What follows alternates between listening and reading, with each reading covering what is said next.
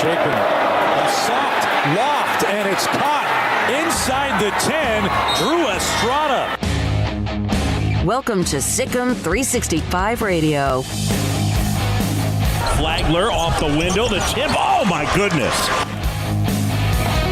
Sikkim 365 Radio is presented by IdealMRI.com. High-quality MRIs for $497 or less. IdealMRI.com. Your health is important, so is your budget. Oh, look at that block. Slow The 3 o'clock hour is sponsored by Waco Custom Marketplace. Meats, sweets, Texas treats, and a cut above the rest. 425 Lake Air Drive, Waco. Third down and goal now. And Prescott wide open. No problem. Terrence Steele on the tackle eligible. Now here's David Smoak, Paul Catalina, and Craig Smoak. All right, here we go.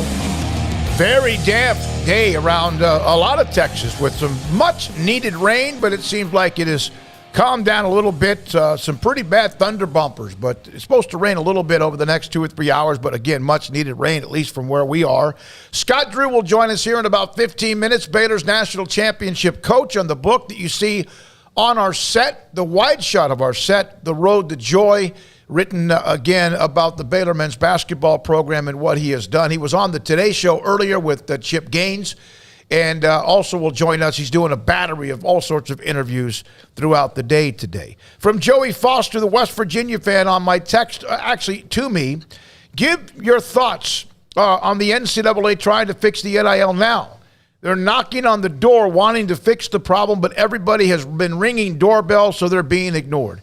There's a story about commissioners and the IOC, whoever, going to meet with those in Washington, D.C. We discussed that a little bit yesterday, but we could discuss this every single day. The NIL, the transfer portal, and we understand it's part of what we do and what you do and what you are interested in. Because until we don't know really how to handle it the way that would be best for everyone involved. It's a complicated thing when you get to talking about going to Congress too, in that, Congress can make rules, but do they have to review everything, that college athletics is doing?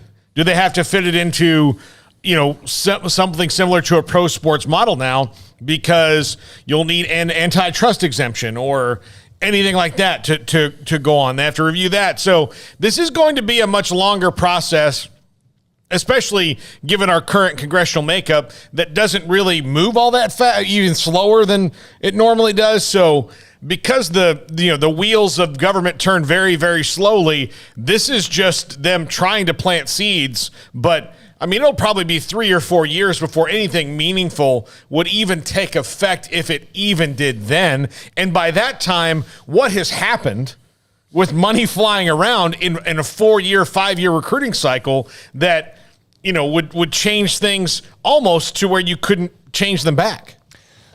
Senator Marsha Blackburn of Tennessee said, for far too long, the NCAA has refused to allow student athletes to benefit from the use of their NIL. NCAA President Mark Emmert's resignation is one of many necessary structural changes that will enable the NCAA to support our student athletes.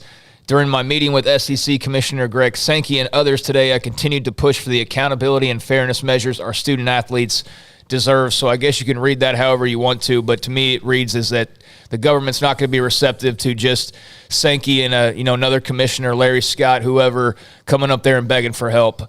Please get us out of the middle of the ocean where we're just flailing with no life raft. They're not going to get any help anytime soon from the government. The government's got too much other nonsense to deal with.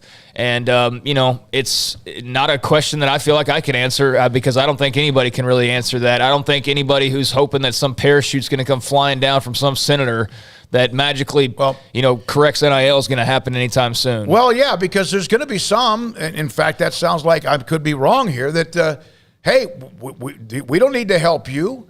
There's going to be some that want the athletes to get even more and even more freedom, right? Well, so it's going to be a bounce back thing for a long time. What I heard Marsha Blackburn say was the popular thing, that the NCAA has mistreated athletes for far too long. Okay, that's absolutely true. And also that before the NCAA comes to us asking for help, they need to restructure themselves completely so that the government knows exactly what they're helping.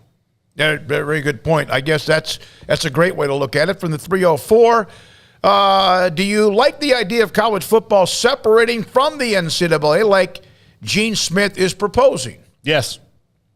At this point, yeah. Why not? At this point, what is really holding them to what the NCAA is doing as an organization, or what they have accomplished here as of late, would not give me any vote of confidence if I was some of these college athletics officials. It's clear there's no guidance and there's very little leadership, and it's basically the commissioners and school presidents who are doing a enormous amount of the work, or at least, like last night, there wasn't anybody from the NCAA, at least that I saw. And if I missed it, I apologize. But the ones that I saw rushing out to Washington to try and go talk to politicians was 2 conference commissioners, right?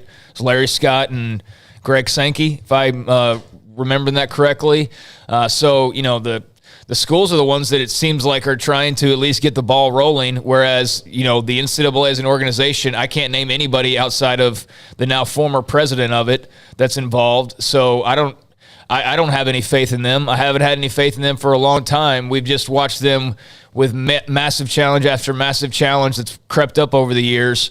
Even the ones they had years and years of warning for, just sit on their hands and collect money and refuse to change, and then say, well, we're not changing because we're just waiting on the federal government to tell us what to do, or we're not going to do this because the federal government will tell us what to do. So, I don't know what they could even feasibly do that would make any sense at this point, or that would gain any traction. So, yeah, in terms of breaking off from the NCAA, that seems like an ominous sort of thing when you just, change is difficult for some, and being disconnected from the NCAA would be a situation that none of us have ever seen before, really. So it would be very strange and a huge shift, but at this point, why not? Like, what direction are you going with the current structure? The direction of losing every single ounce of power that you ever had, and basically having no say in anything, and basically being too chicken, not even chicken, probably not the right word, but too hesitant to even do anything because you know it's going to get shot down and shot arrogant, through, yeah. or arrogant, or whatever you want to say. But bottom line is it's all negatives. It's not positives. And so, yeah, I don't know what would want you to maintain the current system. Well, I've been an advocate of separating football out, at least in a governance thing, for a long time before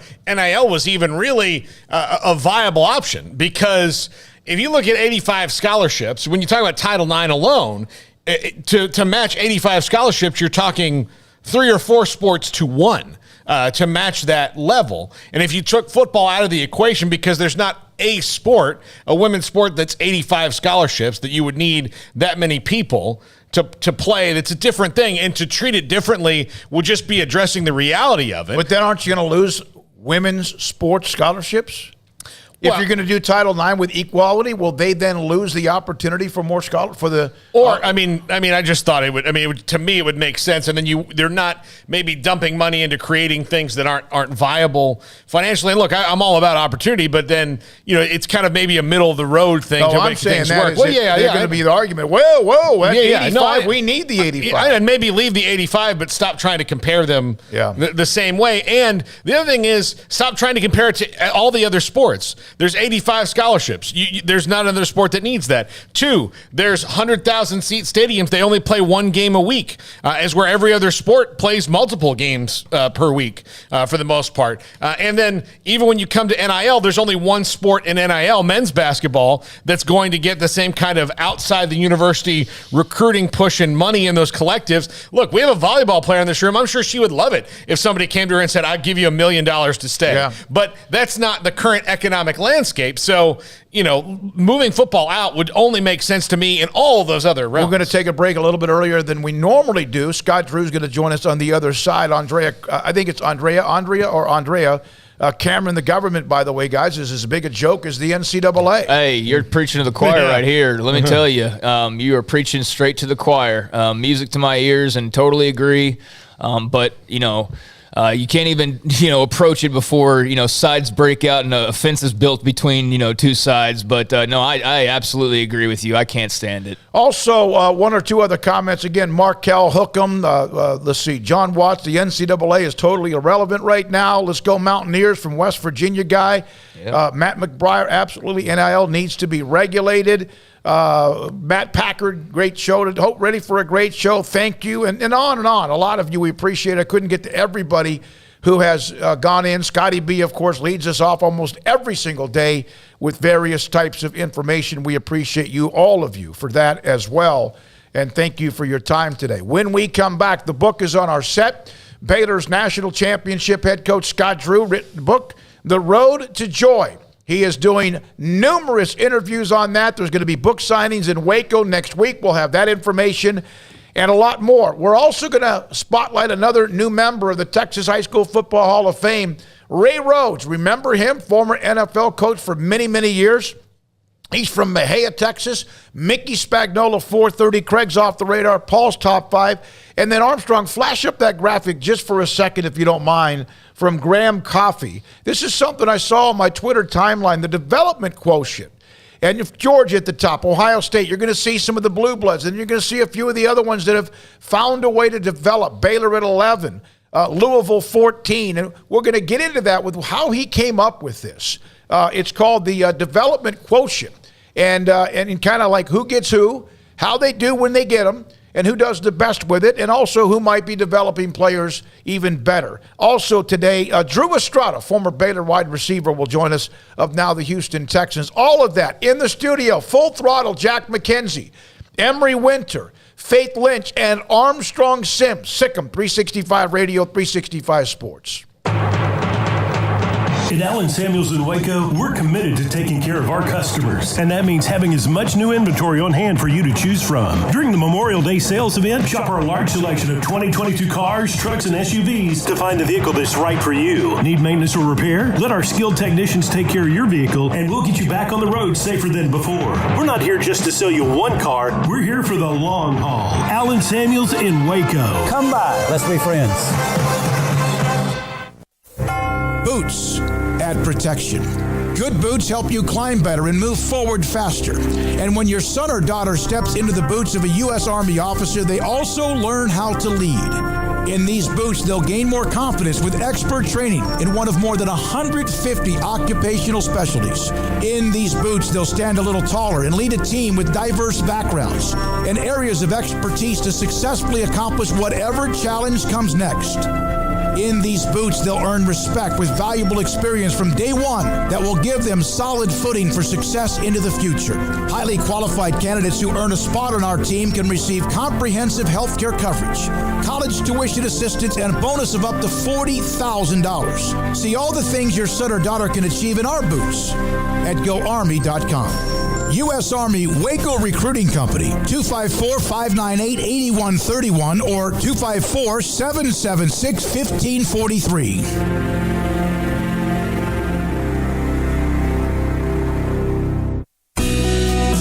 Johnson Realtors guide you seamlessly through the process of buying your dream home or selling your current one. Commercial, farm and ranch, or residential, Camille Johnson Realtors can smoothly and successfully lead you through any transaction. With a team of 28 experienced agents who are excited about serving you, Camille Johnson Realtors services the entire greater Waco area. If you're in the market to buy or sell, contact Camille Johnson Realtors, 104 Midway Center in Woodway, or find them online at www.camillejohnson.com. Camille Johnson Realtors, elegant, charming, warm. Welcome home. One size fits all. That may be all right for an adjustable belt or cheap sunglasses, but when it comes to your financial needs, no one wants a one-size-fits-all strategy. Cam Heathcott, your Edward Jones financial advisor, knows that his most important goals are yours. That's why he takes the time to understand your needs, knowing you. That's how Edward Jones makes sense of investing. Cam Heathcott, covering Conroe and Houston, 936-756-7717 or cam.heathcott@edwardjones.com. Edward Jones, member SIPC. There are 26 letters in the alphabet, over 600,000 words in the dictionary, and just 3 of them said together can change everything. Let's order pizza. Those 3 words lead to dough made from scratch and 3 fresh signature cheeses that blanket golden crust in a heavenly melt on Marco's Pizza that'll blow your mind. So visit Marcos.com to order and stop by Marco's Pizza in Belmead, China Spring, Woodway, and soon to open in Robinson. Marco's. Pizza lovers get it. At Ideal MRI, we feel blessed to be part of the Waco community. We're a small family business here in Central Texas. At times like this, the cost of healthcare has never been more important. And unfortunately, significant illnesses and injuries still occur. And that's why Ideal MRI is open and here to serve you through this difficult time. So if you need an MRI, ask your doctor about Ideal MRI. You can schedule online in minutes at idealmri.com or call 833-IDEAL-MRI.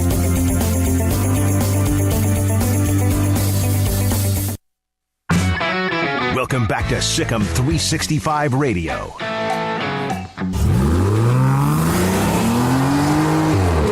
This segment on Baylor Athletics on Sikkim 365 Radio is brought to you by Richard Carr Buick GMC Cadillac. Learn more at richardcarr.com.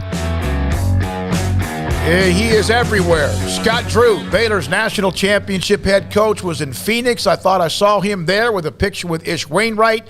He was on the Today Show earlier today with the book, of course, The Road to Joy. And both, we have 2 copies on the set here at Sikkim 365 Radio. Scott Drew joins us. Book signings on May the 10th and the 14th at the Baylor Bookstore, and then the Silos, the Magnolia. And Scott, now you're an author, huh?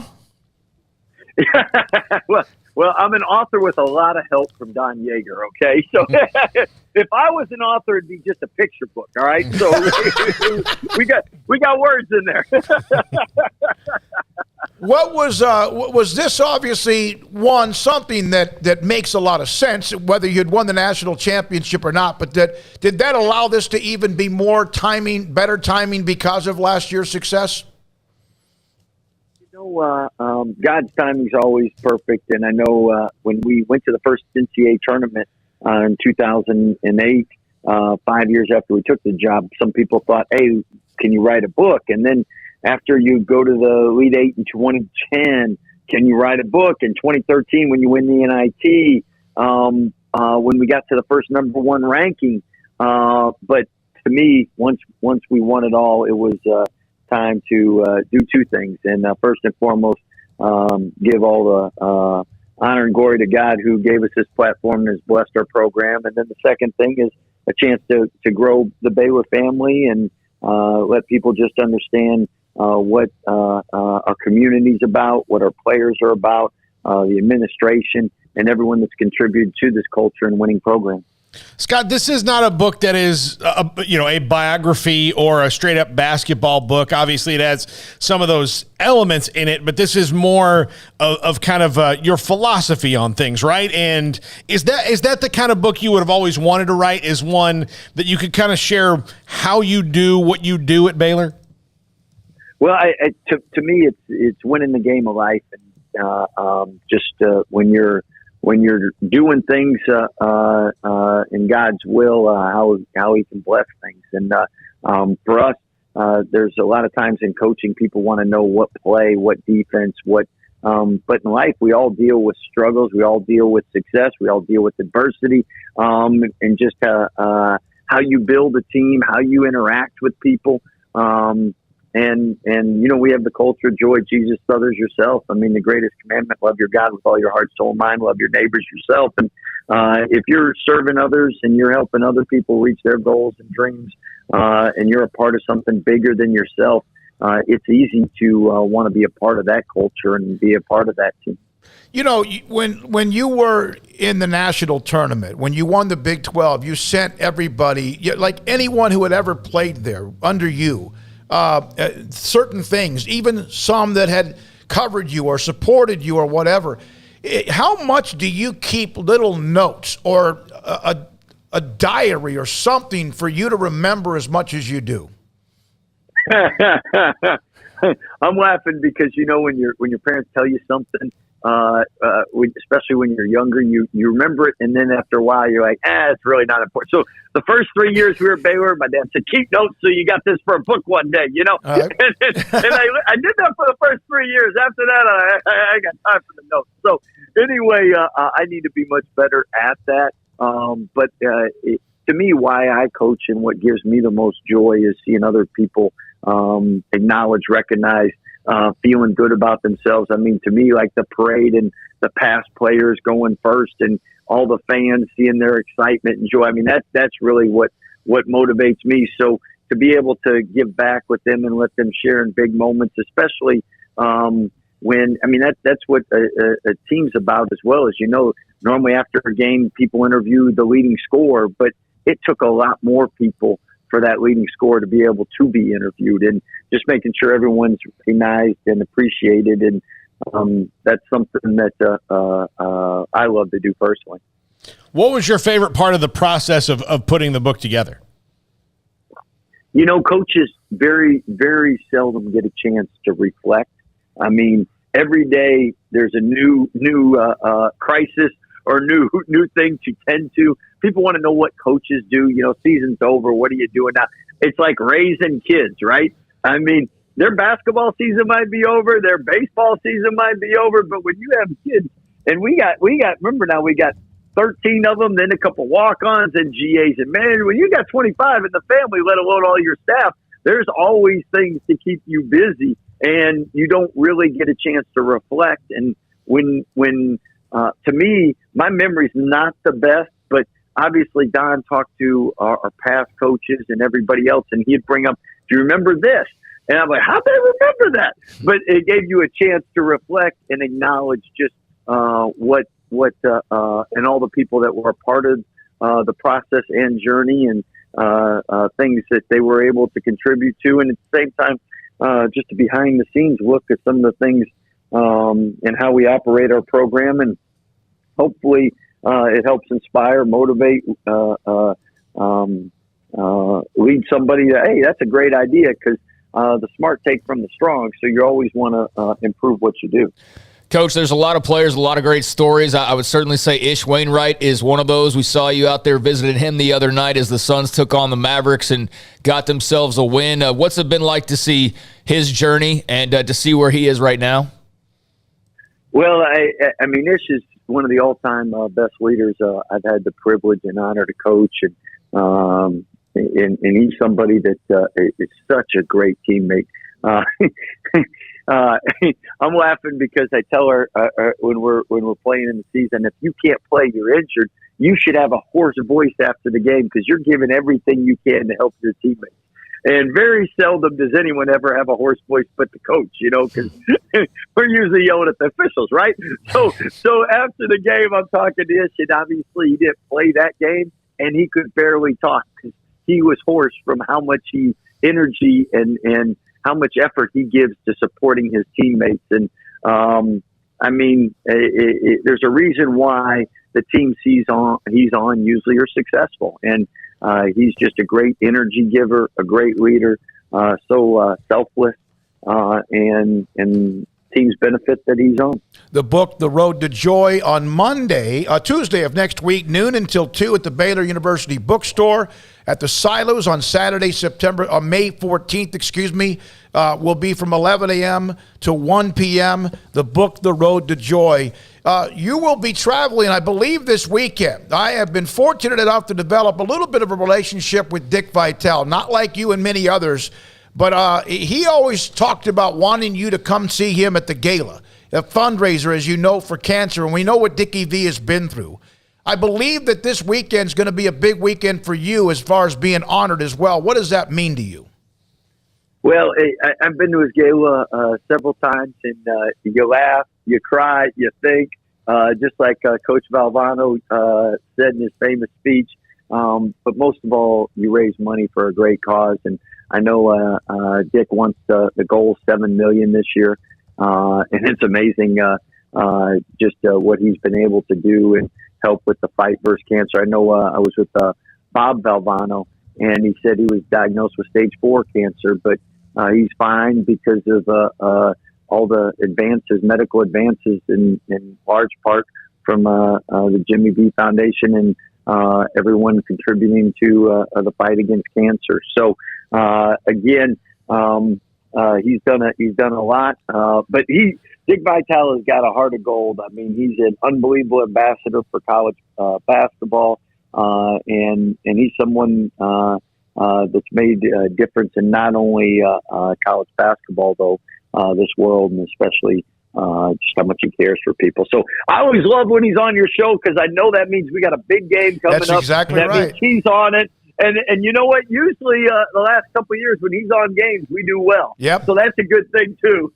There's no question about that. Well, the last game he did on television before he had to go into treatment was you guys. So, like right now, he's on a... He was a game-time decision, too, before that game. I remember they didn't know if he was going to be able to be here.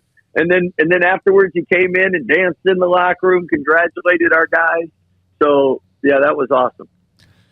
What will you do as far as the roster you have? Are you set now going forward? Is everything pretty much locked in, or do you have to – what about the timeline with Matthew Meyer in the transfer portal?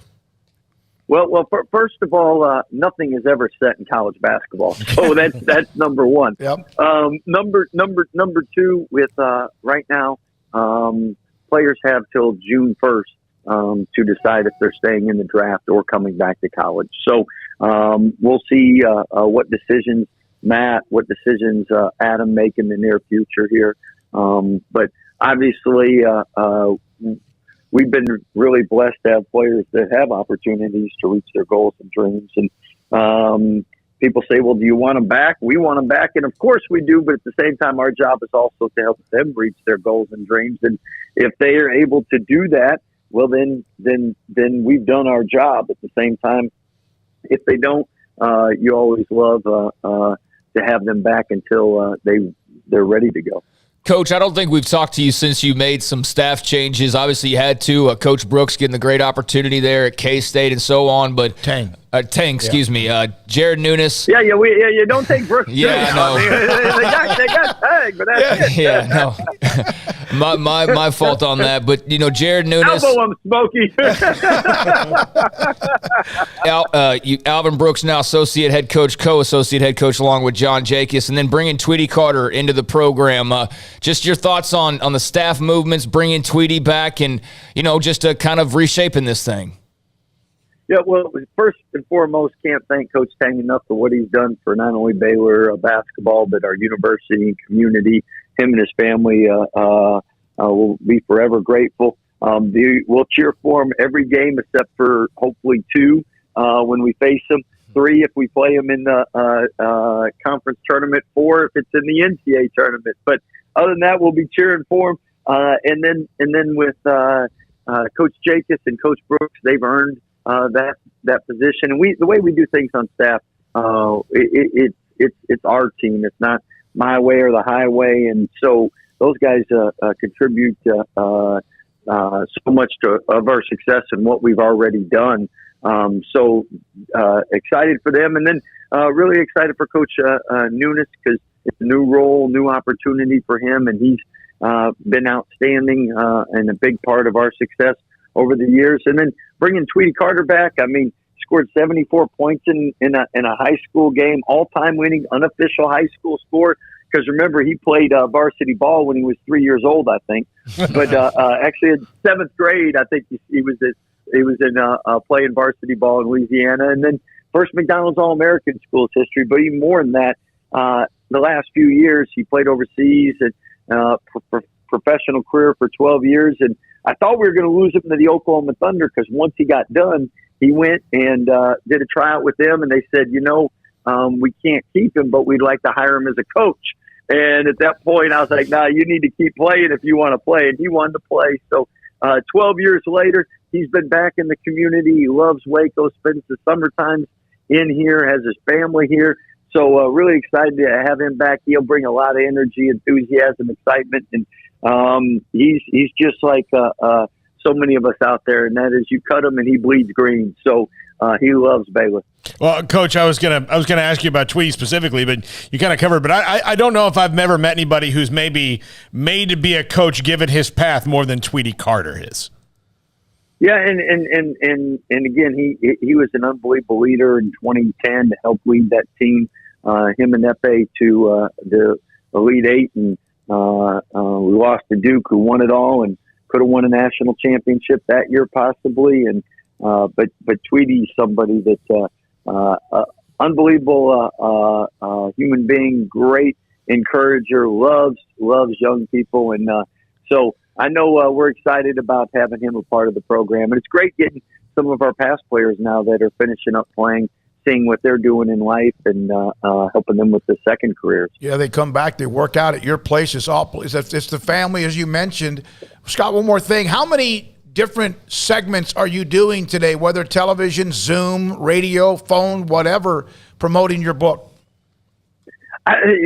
Matt's just telling me what I have next. So I think there's 6 or 8 of them, but none more than important than this one. All right, we can't thank you guys enough for what you've done for us and how you help our program and make Baylor and Central Texas such a fun place to be in. So thank you guys very much. Thank you. Plus, I'm looking down in the gym, and Maceo Teague's in there working out. And you talk about a family, and by the way, wait till you see him, Smokey. His beard is as long as I saw yours back in the day.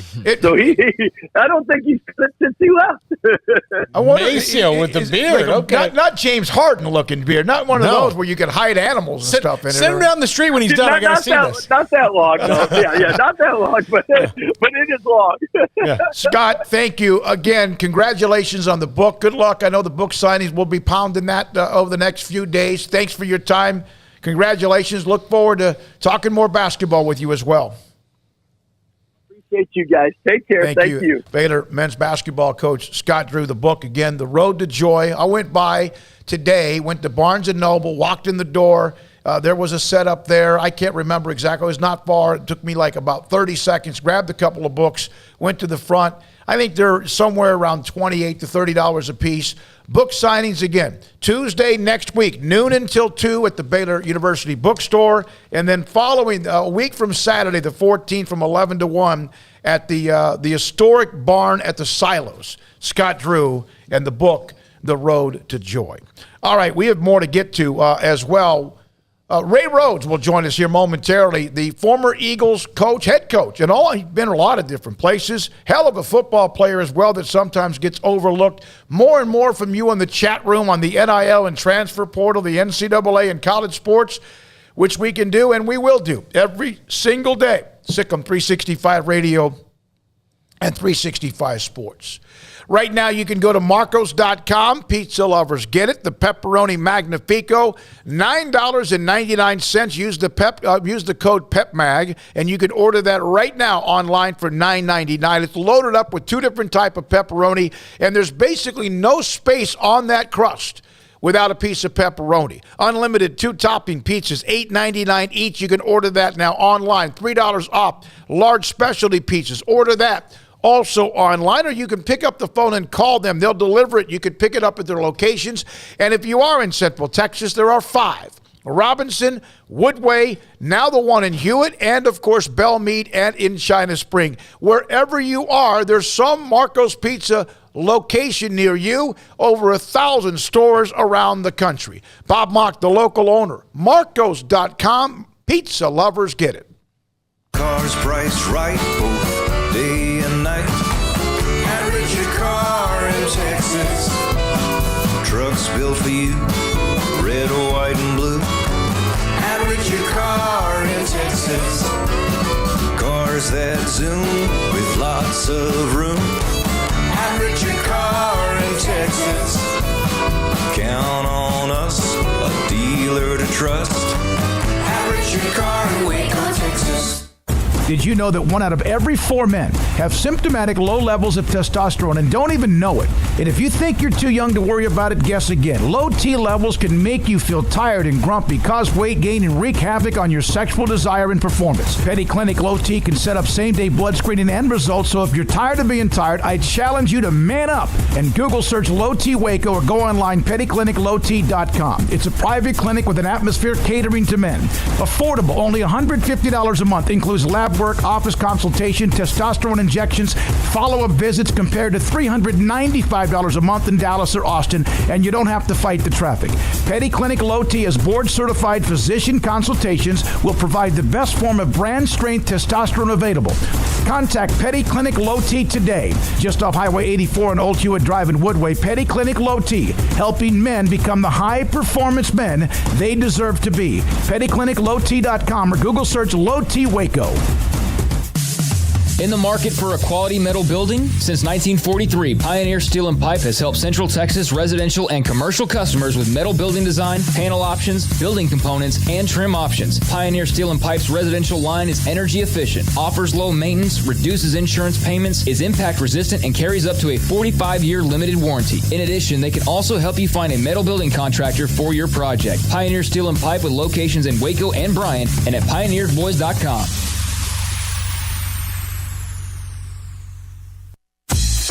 Baylor Scott & White Southwest Sports Medicine and Orthopedics, the team physicians for Baylor Athletics, diagnosing and treating all sports-related injuries, including concussions. These specialists also provide orthopedic services for athletes and non-athletes alike, whether it's knee or shoulder pain, hand or wrist injuries, orthopedic spine care, and even an arthritis and total joint clinic. Trust the doctors Baylor Athletics trusts. Baylor Scott & White Southwest Sports Medicine and Orthopedics wants to get you back in the game.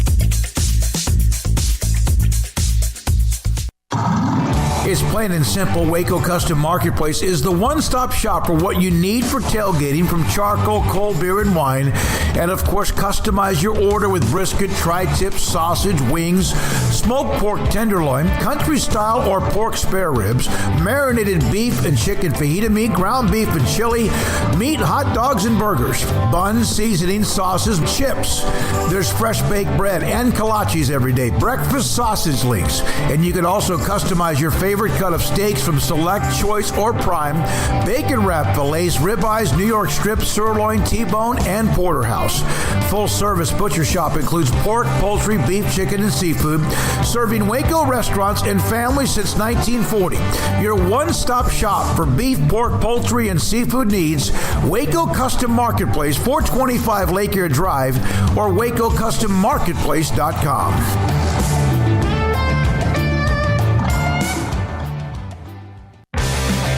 Welcome back to Sikkim 365 Radio. Have you subscribed to our YouTube channel? Search 365 Sports on YouTube. Sikkim 365 Radio and 365 Sports. We'll hear from Ray Rhodes, who will be one of the new members of the Texas High School Football Hall of Fame coming up this weekend. I mentioned Joey's text to me earlier. The chat room, of course, is going on and on. Paul, you sent this to me. I didn't have a chance to look at it much, but I did see a couple of responses to it. Wichita State fired their athletic director, Darren Boatwright, on Wednesday according to the Associated Press, amid growing criticism over the university's inability to compete in the new market of name, image, and likeness and payments to athletes. Said at a news conference, there were significant ongoing concerns that became acute in recent weeks, ones that I did not believe could be addressed. And so he might be out because maybe he's not able to keep up with the Joneses or help find places to keep up with the Joneses. How many Joneses are there in Wichita, Kansas? When I saw that, I was like, look, and the Wichita State basketball teams had a couple of good runs, but they just had to fire their coach that was successful because he was awful to people. So they had to get rid of him because of his toxic attitude. So they're kind of starting from scratch. So, I mean, look, you can blame the athletic director, and they probably know more than I do, but I'm not sure. I've been to Wichita a couple times, and I've not thought, man. Here they have 8 players who have entered the portal.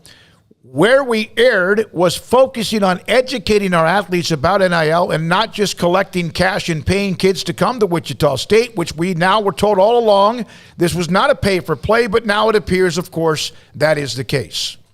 I mean, yeah, we keep calling it NIL, but it's P for P or PFP is what it is. I mean, that's really what I think everybody should just start calling it at this point because that's what it's turned into, which is fine. But, yeah, I don't know what the expectations are at Wichita, and, maybe that means he was slow to embrace it. I mean, I guess that's how it sounds to me, is he was slow to embrace it, or at the very least they didn't let their athletes know, what this all entailed or how it worked or what have you. I don't know. I don't know the details to that, but if you're not going to embrace name, image, likeness or PFP, then, you're probably not going to last very long in today's college sports climate because, otherwise you're just going to be falling farther and farther behind. But again, not sure, what their actual situation was. So that's that. And so they've parted ways, and now they have an interim athletic director, Sarah Adams, is now in that particular role. Real quick note, and then Ray Rhodes here in a minute. 247 high schools had players selected in the 2022 NFL draft. I always love this when I get this from the NFL. You guys don't glance over here. No way that anyone would get this right unless they're from this particular area. But I'll tell you, Cedar Grove High School in Ellenwood, Georgia, had 3 players drafted. Cedar Grove High School in Ellenwood, Georgia, had 3 players drafted. There were about 15 schools that had 2 players drafted, including Spring Klein High School. Isaiah Spiller and Cameron Good, 2 players out of Texas at the same high school at Klein High School down in the Houston area. Georgia with the most. Now, Georgia, University of Georgia, yes, but even Georgia, the state, per capita, 1 NFL player for every 369,000 people, 29 players out of a population of 10.7 million. Alabama second, Louisiana third, Maryland and Arkansas 4 and 5. The state of Texas had 32 players, the most of any state in the country. Florida, normally right there at the very top, was third, tied with California with 22.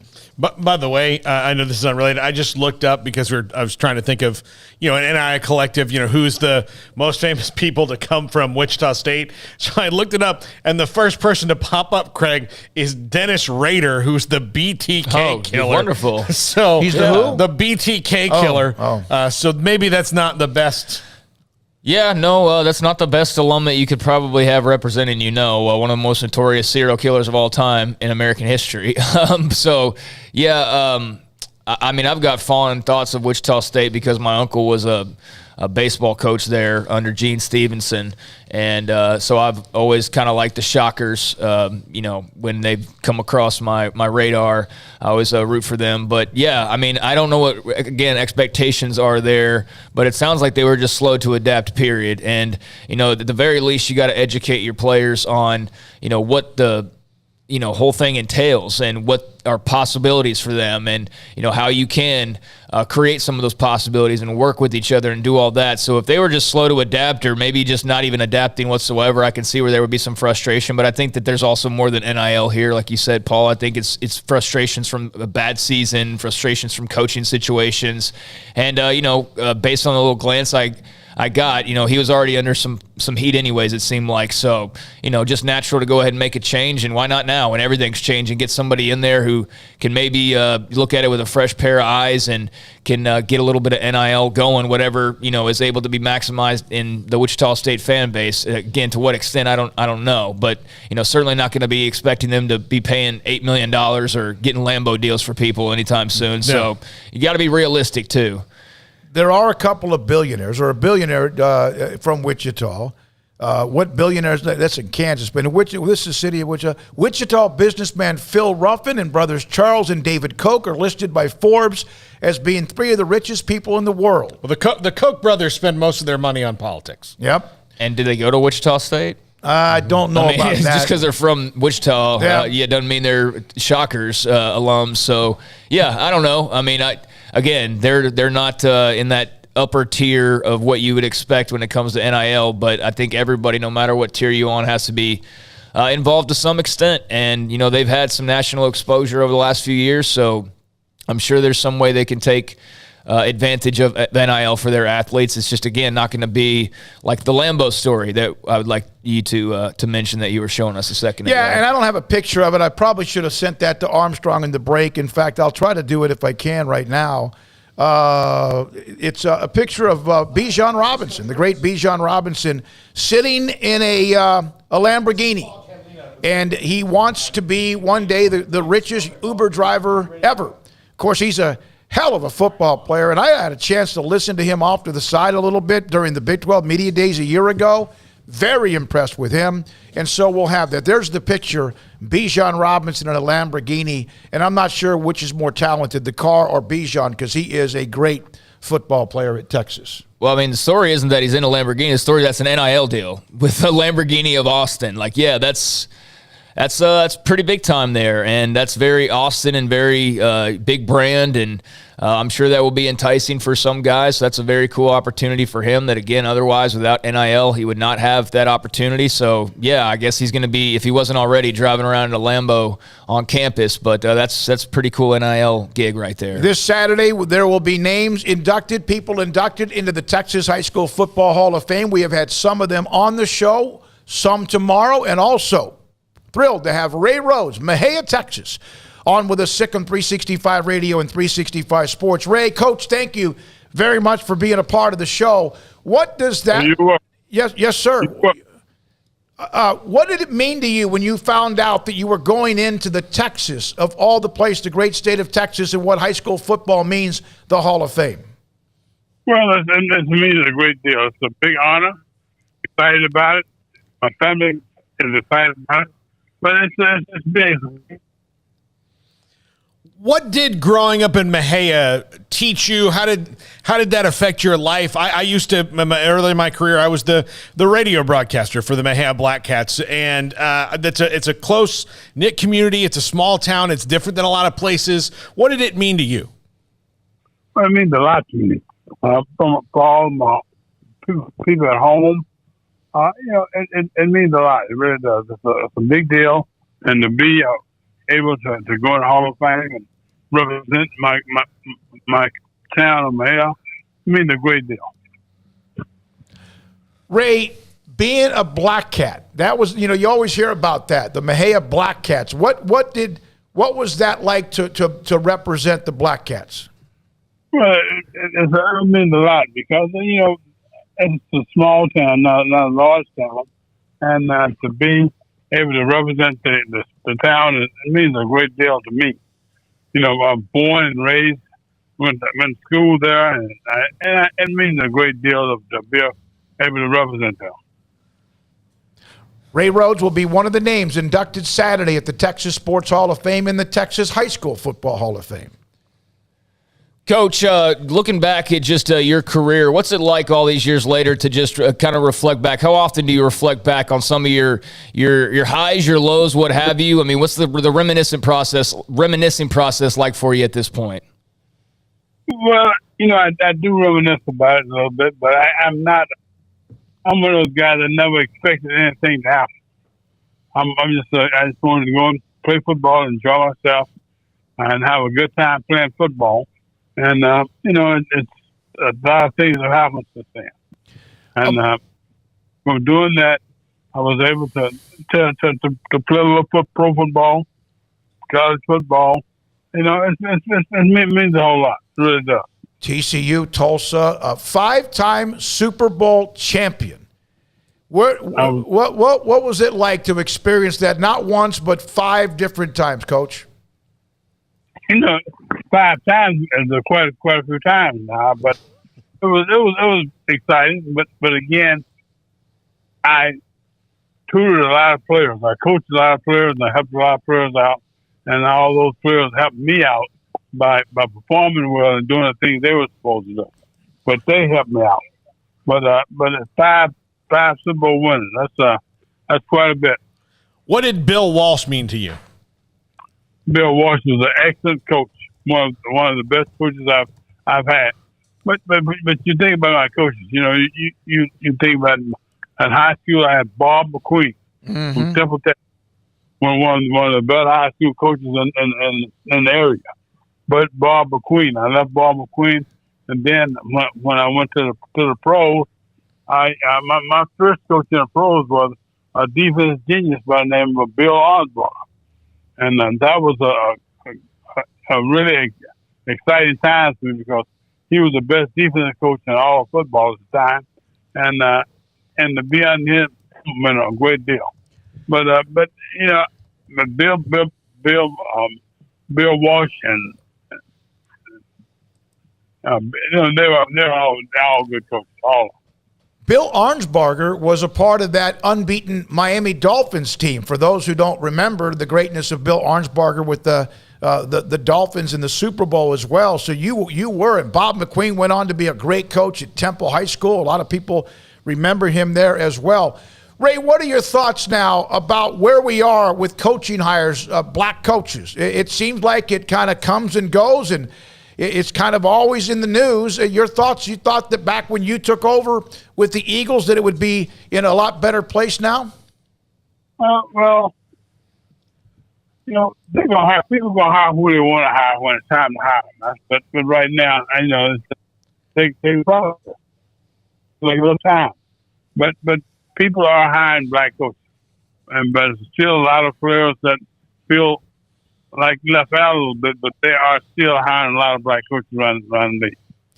Bill Walsh, George Seifert, Mike Holmgren, Mike Shanahan, Gary Kubiak, Pat Shurmur. Those are coaches, in fact, who you work for. And then a lot of people work for you as well, right? Yes, that's right. Coach, one of those was David Shaw, who's been at Stanford now for a few years. What did you see in David Shaw early on, and did you expect him to become a head coach in the way that he is now at some point in his career? Yes, I did, because I worked with David's dad. His dad was coaching at the time, and I knew his dad real well. And David coaching is doing a great job for Stanford, and he's doing a good job. Ray, Carmen there with you, your wife, 4 children, and the family life that you have. And what will it mean to them Saturday when you are inducted, in your opinion? Not just what it means to you, but to everybody else around you. Well, everybody's excited about it. My kids are excited about it. Matter of fact, they're trying to get here now, flying in town now. And, everybody's excited about it. So it's a big deal, really. And I try to put it off, but it's just a big deal. You live up near Allen, correct? Is that right? I live in Allen. In Allen, and it is the football capital of the world in some ways when it comes to the facilities with what they have. Can you try to explain not just what it means to you this weekend, but being a part of Texas high school football, and if anything represents it, it might be that stadium just around the corner from you? Well, I tell you what, the stadium is one of the main reasons I moved here. I moved here, and they just built the stadium, and Kyle Murray was the quarterback, and there's a lot of top players representing the whole state of Texas. But out of the excellent football program, and excellent coaches, and they've been a good reason to live here now. And I've been to a ton of games. I've been to about maybe 6 or 7 games, and they're a good team. Ray, thank you for your time. Congratulations. We'll see you Saturday. Look forward to seeing you and also hearing what you have to say then as well. Okay, thank you very much. Ray Rhodes, former head coach of Philadelphia and the Green Bay Packers. You know, he had a pretty good career. He was 37-42-1. He had 3-13 his last year in Philadelphia, and then they moved on. Then he got the job in Green Bay, was 8-8 a couple of different years, and then they moved on as well. Known for what he did as a defensive mind, known for what he did as a player, fierce, competitive. He did. Back in about 15 years ago, he suffered a stroke and has been battling through that as well, and it was great to get him on. We appreciate his wife, Carmen, for helping us set up that interview with Ray Rhodes. Yeah, I mean, Mejia's produced for a small town some pretty good talent, and he's certainly one of the headliners there, and tremendous list of coaches that he's coached under, tremendous list of coaches that, coached under him, like a David Shaw, like a John Harbaugh, and many others that, were under his wing at one point or another. So, Texas legend, and glad to see that he'll be getting his just due this weekend. I do have some breaking college football news, though. Right. Paul saw this as well. Arizona State has landed former Florida quarterback Emory Jones. That is now official. Emory Jones heading from the Gators to the Sun Devils, and obviously had, the typical stat rundown, over 2,700 yards, 19 TDs, 13 interceptions, also ran for almost 800 yards as well. So pretty productive, but now a Sun Devil, and try and get that program righted. Obviously been kind of turbulent there with Herm Edwards and company for a little while now, so we'll see if Emory Jones can help make a difference. This is a twofold interesting one. That was maybe a spot for Gary Bohannon to land with Glenn Thomas there, and now I would think that ship has probably sailed. Emory Jones is a tremendous athlete. Emory Jones is not at Florida because of those 13 interceptions. I would, and this is just guessing, I think 7 or 8 of them went the other way. So it's not that he just threw interceptions, that he threw them at the worst possible times and they wound up in the end zone. It was that thing, like his mistakes were compounded so much. But again, they have a whole new coaching staff there. He almost stayed. I mean, he kind of went back and forth on going in the transfer portal, I think, because he kind of liked the vibe that Coach Napier had. But then I think they said this is Richardson's job now, essentially, and Jack Miller's the backup, so find something else. And I hope for him that it works out, and for everybody at Arizona State that it works out, because it's a tumultuous situation there. And kind of curious to see now that Arizona State and Glenn Thomas is kind of off the table for Gary Bohannon, where that leads him next. Well, and of course, Arizona State needed him because Jaden Daniels went to LSU to go join that crowded quarterback room. So we'll see how their situation plays out. But not a bad backup to fall back on if you're looking for a quarterback. I mean, like you said, Paul, he's plenty athletic, and he can just eliminate some of those Nebraska tendencies, which is basically, hey, play pretty well and then screw yourself over at the end of the game in every way imaginable. Then he could definitely make an impact for them. But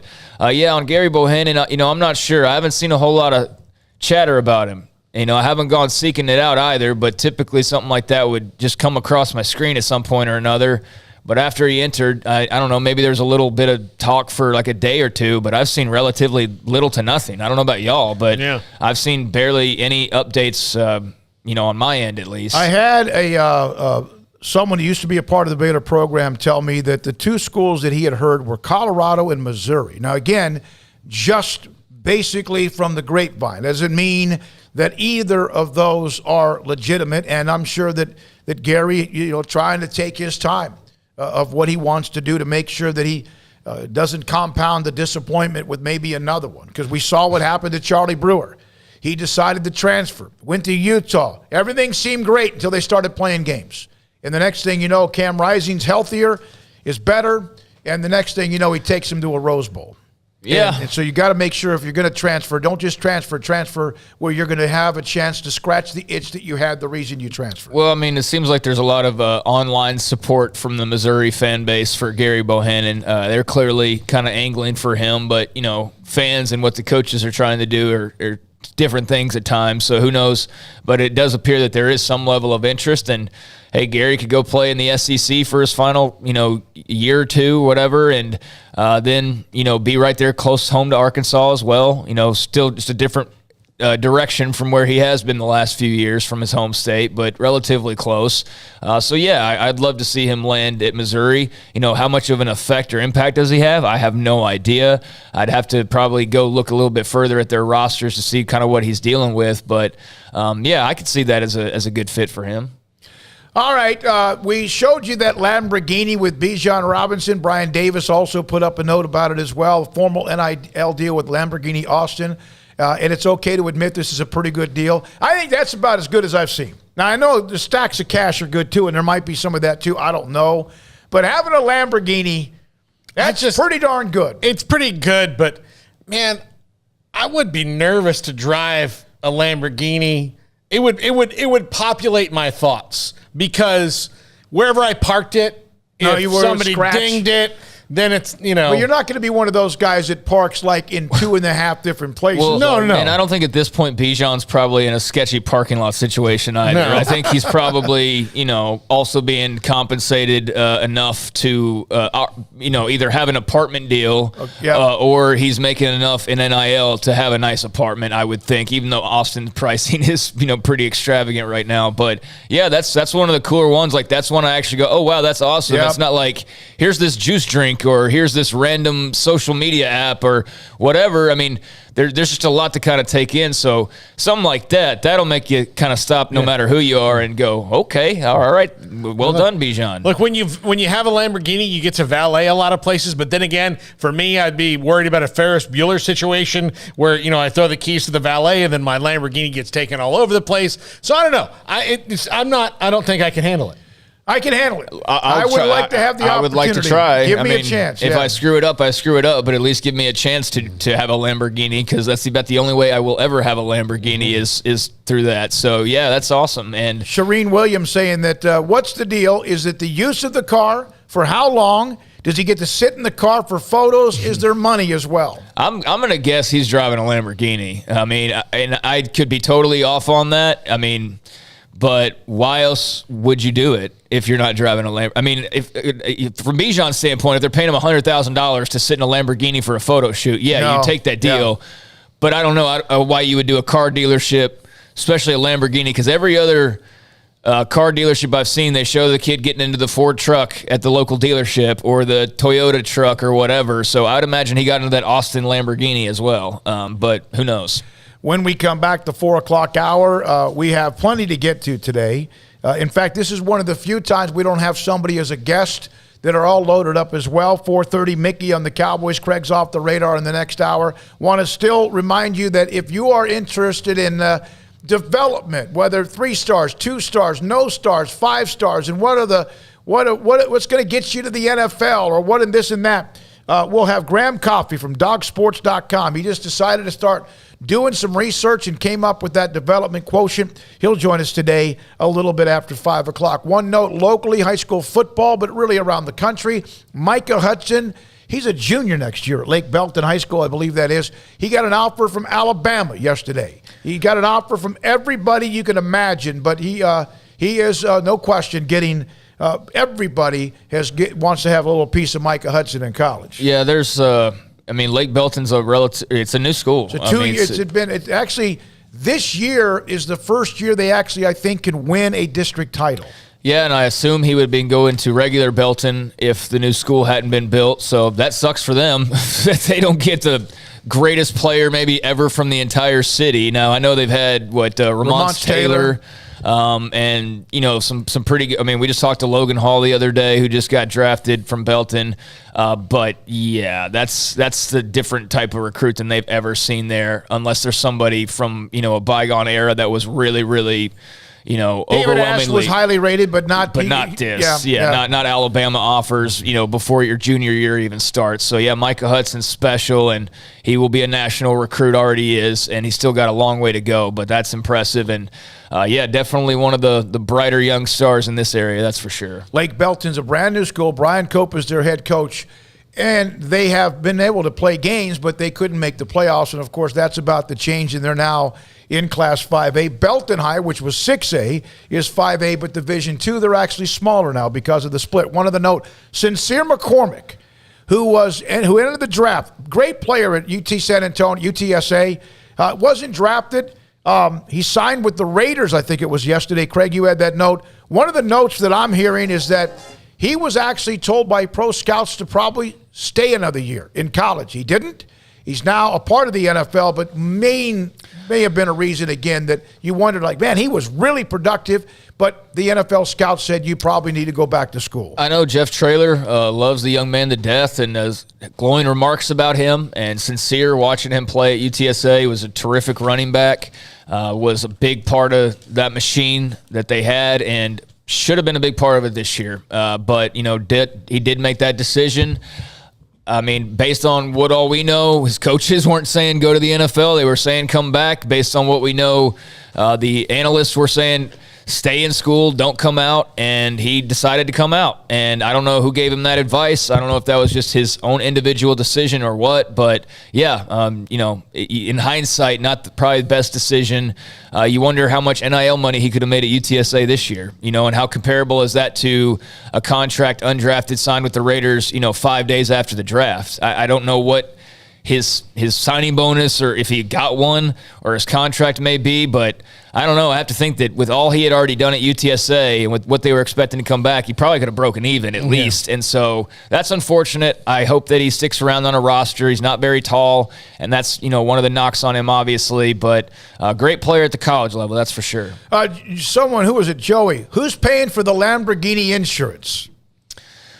I don't know. I don't know about all that. I do know this. Whenever I am fortunate enough, when Alan Samuels will call me and say, hey, come drive this truck or SUV, whatever, I do have to give them my insurance information. That's part of the deal. I get to drive something around for a day or 3 or even a week, but I do have to hand over and give them a copy of my license and also the insurance. I'm not sure how that works with Bijan Robinson. And NIL deal, he might have been given that car. We don't know. That's what I'm assuming. Yeah. That's what I am. I don't think he's making payments on this thing. No, I think he's got a Lamborghini, unless that was just a photo shoot. But again, why would you have a Lambo deal and not get a Lambo in return? That would be just stupid. So I don't think Bijan's dumb, obviously.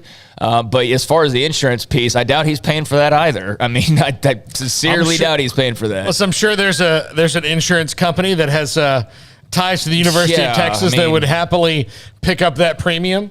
That is going to be a shock, though, when dudes do get into the real world, and all of a sudden they're like, wait, not everything is taken care of? Like, not every single thing? Because, what is this rent invoice? Yeah, what's rent? What's insurance? What's that? I mean, I know that's not the case for the majority, but there are going to be some guys that are a little bit gobsmacked by all of a sudden all the hands that come out for the money after the fact. Well, do you ever have a roommate at any time in your life that didn't know how to do laundry or anything like that? Like, that's kind of how it is. I mean, like, if you get everything handed to you at a point, like, you got to learn how to do things. On the chat room, Zachary Whitfield, curious what college sports team that you go with. Well, Zachary's a big Fight On USC fan, so if you want to do that on the chat, we'll read some of that. Craig's OU, Paul's Florida State, I'm Nebraska as far as our favorite college teams. Also, Zachary, hit us up on the text line. You can do that, 254-339-1122, even later in the day. Love to let you guys know I love the show. Always enjoyable to watch and fight on. And Zachary, we appreciate your support. Have they landed Jordan Addison yet? No. No, they have not. That's still ongoing. That's still very interesting. That's the next big-time transfer portal news, I would think. This is Sikkim 365 Radio, 365 Sports. If you've been in business for 10 or 15 years and you're going strong, that's really good. If it's been 25 or 30, that's great. Maybe even 50. How about since 1943, like Pioneer Steel and Pipe? Waco and Bryan. Right now, also a brand new structure being built for Pioneer Steel and Pipe in Waco that will allow a company that's obviously very good at what they do when it comes to product, metal, steel, pipe, and customer service to be bigger, better, faster, stronger, but not lose the core of the values of what they represent. It's going up in Waco. Bryan, of course, also available and open Monday through Friday. And if you can't get there during the week, they are also open Saturdays from 8 until noon. They will deliver what you order because it's heavy-duty product for things that are built, commercial or real estate, or around maybe you got a ranch or some large piece of land. And on top of that, Pioneer Steel and Pipe, think about this, that they've survived it all since 1943 at pioneerboys.com. 1, 2. I'm in love with a man named Rudy. I'm okay with that. He knows exactly what I want. He keeps me coming back. He cooks breakfast, lunch, and dinner for me. Does the dishes too. I'm in love with a man named Rudy. Last name Barbecue. It sure is easy to fall in love with Rudy's tasty oak smoked barbecue. Next in line. From the first workout to the last practice, sports is an incredible challenge. Hi, this is Dan Ingham with the First National Bank of Central Texas, and we're proud to support each athlete, every parent, and our educators. From families, small businesses, to the biggest industry, we're here to help. With remarkable products like First Free Checking, we've got banking ideas that fuel big dreams. The First National Bank of Central Texas. Familiar faces making local decisions. Member FDIC, Equal Housing Lender. Automatic Chef Canteen is a full-service micro-market vending and office coffee provider with state-of-the-art vending equipment, a wide variety of products, and offering custom-fitted micro-market vending office coffee solutions for your employee break room. You want a full break room solution and a workplace oasis? Well, Automatic Chef Canteen, locally owned and operated for over 50 years in Central Texas, also includes in-house mechanics on call 24/7 for fast, reliable service and maintenance. Automatic Chef Canteen, 6900 Imperial Drive in Waco, or online at automaticchefcanteen.com. Do you or your kids get nervous about going to the dentist? Stonewood Dental, Dr. Steve Childress, he can help. I've spent a career taking care of patients who as children had bad experiences, and now they're adults that hate going to the dentist. If I get a kid at 3 years old and they come every 6 months and it's a happy experience, it's normal for them. Now they have an accident at 6 or 7 or 8 at school. Now they have a broken tooth or a trauma, and they have to come here. They're used to lights, they're used to water in their mouth, they're used to experience, they already trust us. It's amazing what we can do with that kid without it being a negative thing. But if I see a 6 or 7 or 8 year old that's never been to the dentist, and now they have a trauma or an unfortunate unexpected toothache, it's harder to do that for that kid and it not be somewhat of a negative experience. So bottom line is I try to teach kids and adults and teenagers and everybody the way I'd want my family treated, which is where it's a necessary part of life. You just take care of it. It doesn't have to be that big a deal. Learn more, stonewood-dental.com. When we moved to Texas, we were like fish out of water. We didn't know anyone in our neighborhood until our Texas Farm Bureau insurance agent came to the house. She was so helpful and reassuring, a friendly face with that Texan hospitality I'd heard about. When we purchased a Texas Farm Bureau insurance policy, we knew we were making the right choice. We knew our family would be protected. Stop by and see our agents at one of our 3 McLennan County locations. Coverage and discounts are subject to qualifications and policy terms and may vary by situation. Baylor University is where lights shine bright. So, let there be light. Let there be roommates and teammates, scholarship and championships. Let there be fresh starts and new traditions, fast friendships and lasting impacts. Let there be laughter. Let there be joy. Let there be light. Baylor University, where lights shine bright.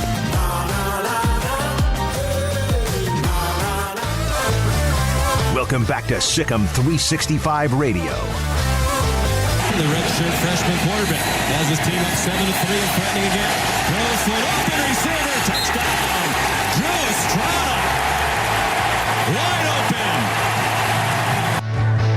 The 4 o'clock hour is sponsored by Boozer's Jewelers, the wedding ring store, specializing in custom jewelry and repair, all in-house. Now here's David Smoak, Paul Catalina, and Craig Smoak.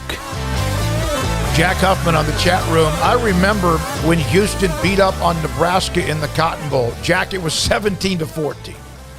But yeah, I do remember. It was physical. Bill Yeoman and those great teams that he had. They ran the veer, but it was a hell of a game, no question about it. It was the overall physicality. It was. Yeah. I mean, you're talking about two great teams, two really good teams, 17-14, I believe. Cuz's Corner gets in. Now let's go Mountaineers. All right, now, today's Cinco de Mayo, I really don't know what it means, but it's the 5th of May. It's the 5th of May. May's my favorite month because it's my birthday that everyone forgot about on Monday, but I did have a cookie cake that somebody dropped off. Name the number one best ever, don't look this up, jersey number 5 in college history, college athletics history, the number 5. It came to my mind immediately. I mean, I thought Reggie Bush, but I mean, I don't really think of anybody, to be perfectly honest with you. I mean, I got nobody coming to mind. Paul Hornung was number 5. Paul Hornung, Heisman Trophy winner. Yeah. Reggie Bush, Donovan McNabb. Like, jersey numbers are something I used to be into when I was younger, but I have not cared in a really long time about that or paid much attention to it. Like, when the Baylor roster comes out, see who gets like single digits and whatnot, but I don't recall that as much as I used to. I mean, Jameis Winston wore number 5 at FSU, so did he really? Yeah. Okay. All right. Just couldn't wear number 2 because it's retired. We never meet about what we're going to talk about because I've just never done that, and it's probably very unprofessional. But we've always just kind of walked in the door. Here we go. We keep up with each other on tweets, text messages quite a bit. Can I tell a quick story about that? So I went to San Antonio in 2020, early 2020, right before the pandemic, and because I was interviewing for a job down there. And so I go, and they said, okay, here's what the day is going to be like. We'll just kind of run you through the day. It's like, all right, well, at noon, right after lunch, we do, like an hour and a half, 2 hours of show prep before the show. And we sit down and say there wasn't really that much, but like we like to set some time apart and we do something. Like, so what? And then Jason Minix goes, well, what's your guys' process? And I said, I don't know. I see Smoak at like 9 o'clock when I get in, and then I'll see him again at 2:15. If there's something we need to discuss, we talk about it. But yeah, but we're not doing like the stare at the camera commentary piece that's like all set up and organized either. It's just freewheeling, it's freestyling, and whatever news breaks. It's not all, hey, here's this commentary that I wrote last night about, LSU and their, other people do that. That's cool, but that's just not the way that we've ever done it. Pat White, West Virginia, wore number 5. Yeah, I remember some of them now some of these names like a Reggie Bush or a Pat White or whatever, but I just don't, like when I was younger, I could tell you like this guy wears this and this guy wears that, and now it's just a number to me at this point. All right, another collegiate player that wears number 5, Michael Crabtree. Yeah. Paul, stop looking. I can't. You would get an F on your chemistry test. I don't have my reading glasses on. Oh, my so God. Yeah. All right. I'm going to throw out, you tell me who replaces whom when it comes to professional jerseys number 5. All right. I'm going to start with David Wright of the Mets. The bar's very low. Okay. He's a good one. Hank Greenberg. Okay. He's better than David Hall Wright. of Famer. Yeah. Freddie Freeman. Not better than Hank Greenberg. George Brett. Better than all of them, yes. Brooks Robinson. Okay, better than George Brett. Albert Pujols. I'm still going to keep with, I don't know, that's tough. Albert Pujols is the greatest right-handed hitter of this generation, so. Johnny Bench. Johnny Bench, I'll take him as it's kind of singular in his field. You're leaving out one. Joe DiMaggio. There you go. I'll take him. Yeah. I don't jump into your top 5s. No, I'm just. I know. No, and then there's a few others. There's like Nicholas Lindstrom, a hockey player. There's also a couple of other names that I left out that were a part of Dennis Potvin, one of the great hockey players of all time. Patrick Mahomes. Yeah. Got that from Ray Grange, excuse me, Coach. Does he wear 5? They were 15. Yeah, he was 15. Oh, he wore 5 at Texas Tech. Texas Tech, yeah. All right. Freddie Freeman can suck it from Zachary. Stop. And how about Braves Jeff fan, Bagwell? Zach? Jeff Bagwell's Well, I a mean, Hall he's of Famer. USC. I mean, maybe he's mad. Is he an Angels fan or somebody else in the Bay Area? Because he'll probably tell us he's here an in a LA second. guy. Yeah. Alex Brown, go K-State can here. Go Cats. Appreciate all the different fan bases. You have no idea. We appreciate you. And again, Juan M., how about Jeff Bagwell? Absolutely a Hall of Famer, a part of that Biggio and Bagwell and what the Astros, so close, really good, but not like they have been recently when they've won a couple of World Series. One or two? One. That's right, 2. 1. All right, we're going to hear from Mickey Spagnola here momentarily on many things when it comes to the Cowboys the week after the NFL draft. I want to go back to Arizona State. When you said that, I got to tell you, how somebody says something about a school, a team, or a play. Or the first thing I thought about breaking news with Arizona State was that Herm Edwards was fired. I would say it's too late in the game for that, but we know that that's not true based on personal experience. So, I don't know. Like, I think they're going to navigate through this year, and then I think athletic director, head coach, and everything is probably on the block. That's what it seems like to me. And again, they're worried about NCAA. Like, okay, and so you're worried about NCAA sanctions or NCAA penalties. The NCAA's president's resigning. They're changing the governance. So really, if you're worried about losing Herm Edwards because of that, in the short term, what's going to happen to him? And then one of the things that's been suggested is, not vacating wins and punishing teams well after the fact anymore. So by the time it comes around, it'll probably just be a cash fine at that point. Show causes, right? Yeah, I have no idea. I mean, but all I know is they're on their last leg. I mean, barring some freaking magical season, I don't know why Arizona State continues in this direction. They are headed in reverse as far as I'm concerned, and you can go hire all the former NFL guys you want and go grab all the transfer quarterbacks you want, but ultimately it's about winning. And even then, if you're winning, if you're not doing it a certain type of way, then it's not the same as just straight up winning. So they've got a little bit of both. They got a little bit of not winning enough and a little bit of off the field question marks. So I don't think it's sustainable unless just some magic wand is waved over the situation that blanks everybody's brains and we forget all the issues that seem to be have seemingly cropped up. But yeah, I mean they're there, and hey, I mean, let's just let them celebrate today and the fact that they landed a good quarterback. But as far as the season upcoming, I'm not super high or super enthusiastic about the Herm Edwards tenure. Doug Haller, who covers a lot in the state of Arizona, he writes for the Athletic magazine. He covers ASU. Arizona State's NIL Collective, which is not yet officially launched, also has marketing opportunities in place for Emory Jones to earn up to $75,000 per a source with knowledge of the situation. This in addition to the deal with Jones Auto Centers. So there's that with Doug Haller, who covers the Sun Devils in Arizona State. Good for Emory Jones. I mean, hey, if you get an NIL deal, good for you. So that sounds like a good deal for him. And I don't know what it would have been had he stuck around and just, sat there at Florida or whatever. But that's a seemingly pretty good gig to go to a program that doesn't really have super high expectations and make up to $75K and maybe, win a few games along the way. That's a pretty good deal. From Joey Foster, should be a law in West Virginia that if you must be a Mountaineer, you must be a Mountaineer fan to live, or it's a first offense felony. Stop. Like that I would be in trouble because nobody that is my favorite team other than a Major League Baseball team is my favorite team, and I've lived here forever. It's a good thing I can't imagine any scenario of me moving to West Virginia. I mean, not that it's not a nice place, but there goes half of our chat room, Paul. Saying I can't. Way to light him up. Adrian Beltre, was he number 5? At one play, not at the Rangers. The Rangers, he was 29, right? Yep. God, I miss Adrian Beltre. Really did. Michael Goldman, Kyle Morrell, number 5, saved Brigham Young's national championship in 1984. I love the history that we learn from you. Heath Schuler, Tennessee. He was 5 in the NFL, but he was in the 20s in college, I believe. Oh, really? I thought he was a bust in the NFL. Yeah. Says the 2 Washington fans up here. Oh, yeah, I remember him well. I remember him not doing really anything of note during his career as a very high top draft pick. So just setting the tone for all the other quarterbacks they've drafted basically since then. Yeah, I'm telling you, there's no doubt That's one of the examples of why the Washington Commanders are who they are. At Tennessee, he wore number 21, which I wish more quarterbacks would do.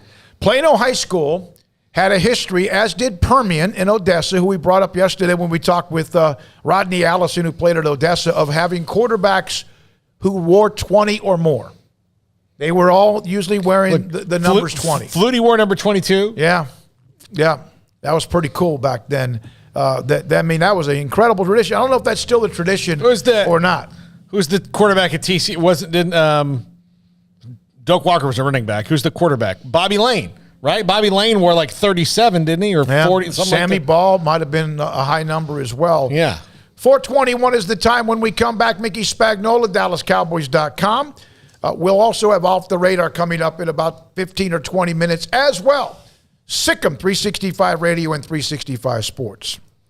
I went by Don's Humidor and Coffee Beans. It was about a week and a half ago to go pick up a couple of cigars. Ashton and Macanudo, Churchill length, that's the longer length. Smooth, very smooth blend, and I enjoy smoking cigars when I'm playing a round of golf. Also got a couple of torpedo ends when it comes to a cigar that's a smaller, but just, again, a very smooth. But they have cigars like Cohiba, Padron, heavier type cigars. If you smoke cigars, they have a 48-foot walk-in humidor.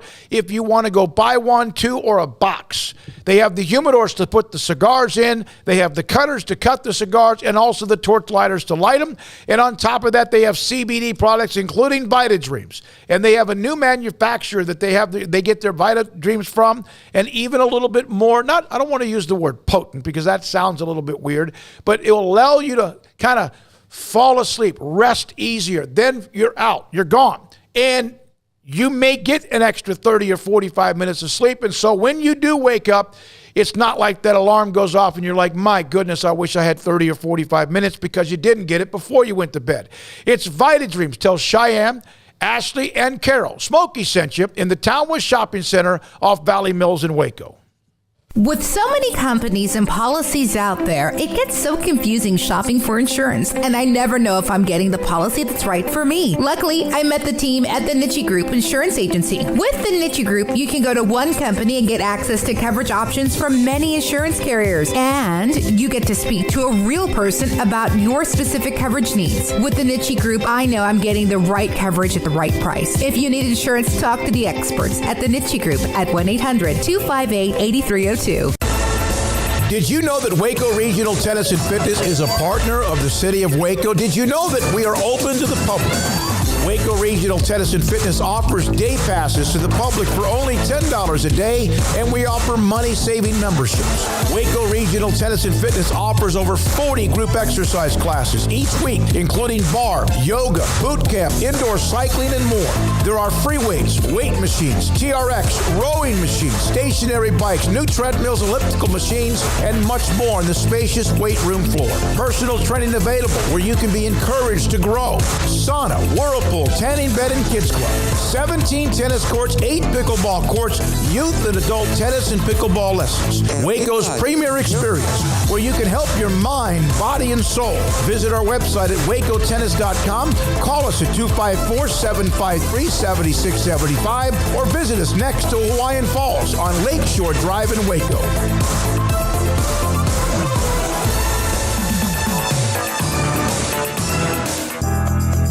Riverbend Liquor and Wine, Lakeshore Drive and North 19th Street, right behind the bank, is a hidden gem in Waco. If you're a fan of bourbon, especially local Texas bourbons, that's where you gotta go. Balcones, TX, Devil's River, whatever it is, they've got it. Riverbend Liquor and Wine, plus the best selection of craft beers in Waco, seasonally churned out throughout the year. Whether it's spring, summer, fall, or winter, Riverbend Liquor and Wine, best selection of craft beers, a speedy drive-through window, and excellent customer service. Find out more on Instagram or just go by and see them. Lakeshore Drive at North 19th Street behind the bank.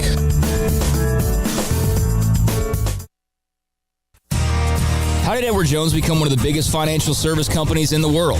By not acting that way. Financial strategies, one-on-one advice, it's a big difference. And that's why Brad Wilson, your Edward Jones financial advisor, makes sense of investing. Experience the difference for yourself. Brad Wilson, 250 Sharon Drive in Woodway, 254-776-4337. Edward Jones, member SIPC. Brad Boozer, Boozer's Jeweler, joins us on Sikkim 365 Radio. Boozer's Jewelers on the corner of Valley Mills and Lake Air Drive. It's a staple of the Waco economy. And you're about to approach this time of the year where you have the holidays, special gifts. It's not that you don't have that every single day. What are some of the things you have coming up? You know, we kind of call ourselves the wedding ring store. We do all of our own custom work in-house. I've got 2 expert jewelers on staff every day. We can make anything from scratch. We kind of pride ourselves. Probably 9 out of 10 every engagement ring we do is actually made custom to what the customer wants. People look at that, oh my God, I can't afford it. I can't afford something like that. You've shown me examples that you could fit pretty much any budget. It doesn't cost any more to custom make something. You still have gold, you still have diamonds, and you still have labor. Best thing about a custom piece is if you have any old jewelry or heirloom jewelry or something passed down from a grandma or somebody, we can take that jewelry and use it towards your wedding ring for the sentimental value, and then you've got the product, and then it's just a little bit of labor and a little bit of design on your part of what you actually want. You want to know why they're successful? Brad Boozer, the owner of Boozer's Jewelers on the corner of Valley Mills and Lake Air in Waco. Welcome back to Sikkim 365 Radio. And Prescott on the keeper, walks in, touchdown, Dallas. It's time for our weekly segment with Mickey Spagnola of DallasCowboys.com. Brought to you by the First National Bank of Central Texas, with 5 locations to serve you. He joins us Thursdays. Mickey Spagnola, DallasCowboys.com, coming off the final exam, which is the draft that occurred, of course, last Thursday, Friday, and Saturday. Then a bunch of undrafted free agents are also signed as well. Mickey, thank you very much. We don't know. We don't know how people are going to turn out, but what was your overall impression? What was the theme? Let's start with that, in your opinion, of what the Cowboys were trying to accomplish in the draft. David, I think 2 things. Number one, I think they had, while Stephen Jones said they didn't have any musts, they obviously had some needs going into the draft. And I think one by one, they checked them off without reaching for a position. They kind of took what was available somewhat in order, meaning, okay, we're in the first round, sure, like a wide receiver, but 6 of them went off the board by pick 18. We'd sure like one of the top-rated offensive tackles, but all 6 of them went off the board before the Cowboys had a chance to pick. They had Tyler Smith in their mind a couple days before the draft. I kind of heard his name come up. So they looked around, and there was only, I think, maybe one more tackle taken other than Tyler Smith, not until the 3rd round. So the tackles that were rated highly and on their board highly were running out. So it was like, okay, we can take this tackle who can probably play guard for us, and there'll be a defensive end and wide receivers available in the 2nd and 3rd round that we could address those needs that position hadn't run out. So I thought the good thing is like, okay, the talent in the offensive line was running out. They really weren't interested in just taking a guard who was a guard, and they weren't interested in taking an undersized tackle. And understand about the centers that after Linderbaum, there wasn't another center taken until the 3rd round, so there wasn't many guys available at that position. So I thought the Cowboys satisfied needs while not using, as I wrote in my column the other day, a boarding house reach. They get Sam Williams in the 2nd, defensive end, and Jalen Tolbert, who I think could be their steal of the draft in the 3rd out of South Alabama. Mickey, Tyler Smith will start. Jalen Tolbert will obviously be in the rotation of receivers, and who knows what they might do, in a short-term free agency-wise when they feel like they need to fill positions. Do you think that Sam Williams will be a day-one starter, or are they deep enough rotationally where he can be kind of a specialty player? I think initially, I think he's your designated pass rusher. He was awfully good at that at Ole Miss. And I still got some friends from my Jackson, Mississippi newspaper days that kind of follow Ole Miss. And what I've been told is that he's a really, really good pass rusher. He needs to improve against the run. And I think the Cowboys knew that. But I think they saw some pass rush skills that were uncommon, like uncommonly good. I mean, the guy was, 6'4", 261, and he ran, right around a 4.5 40 at that size. So he's got some skills.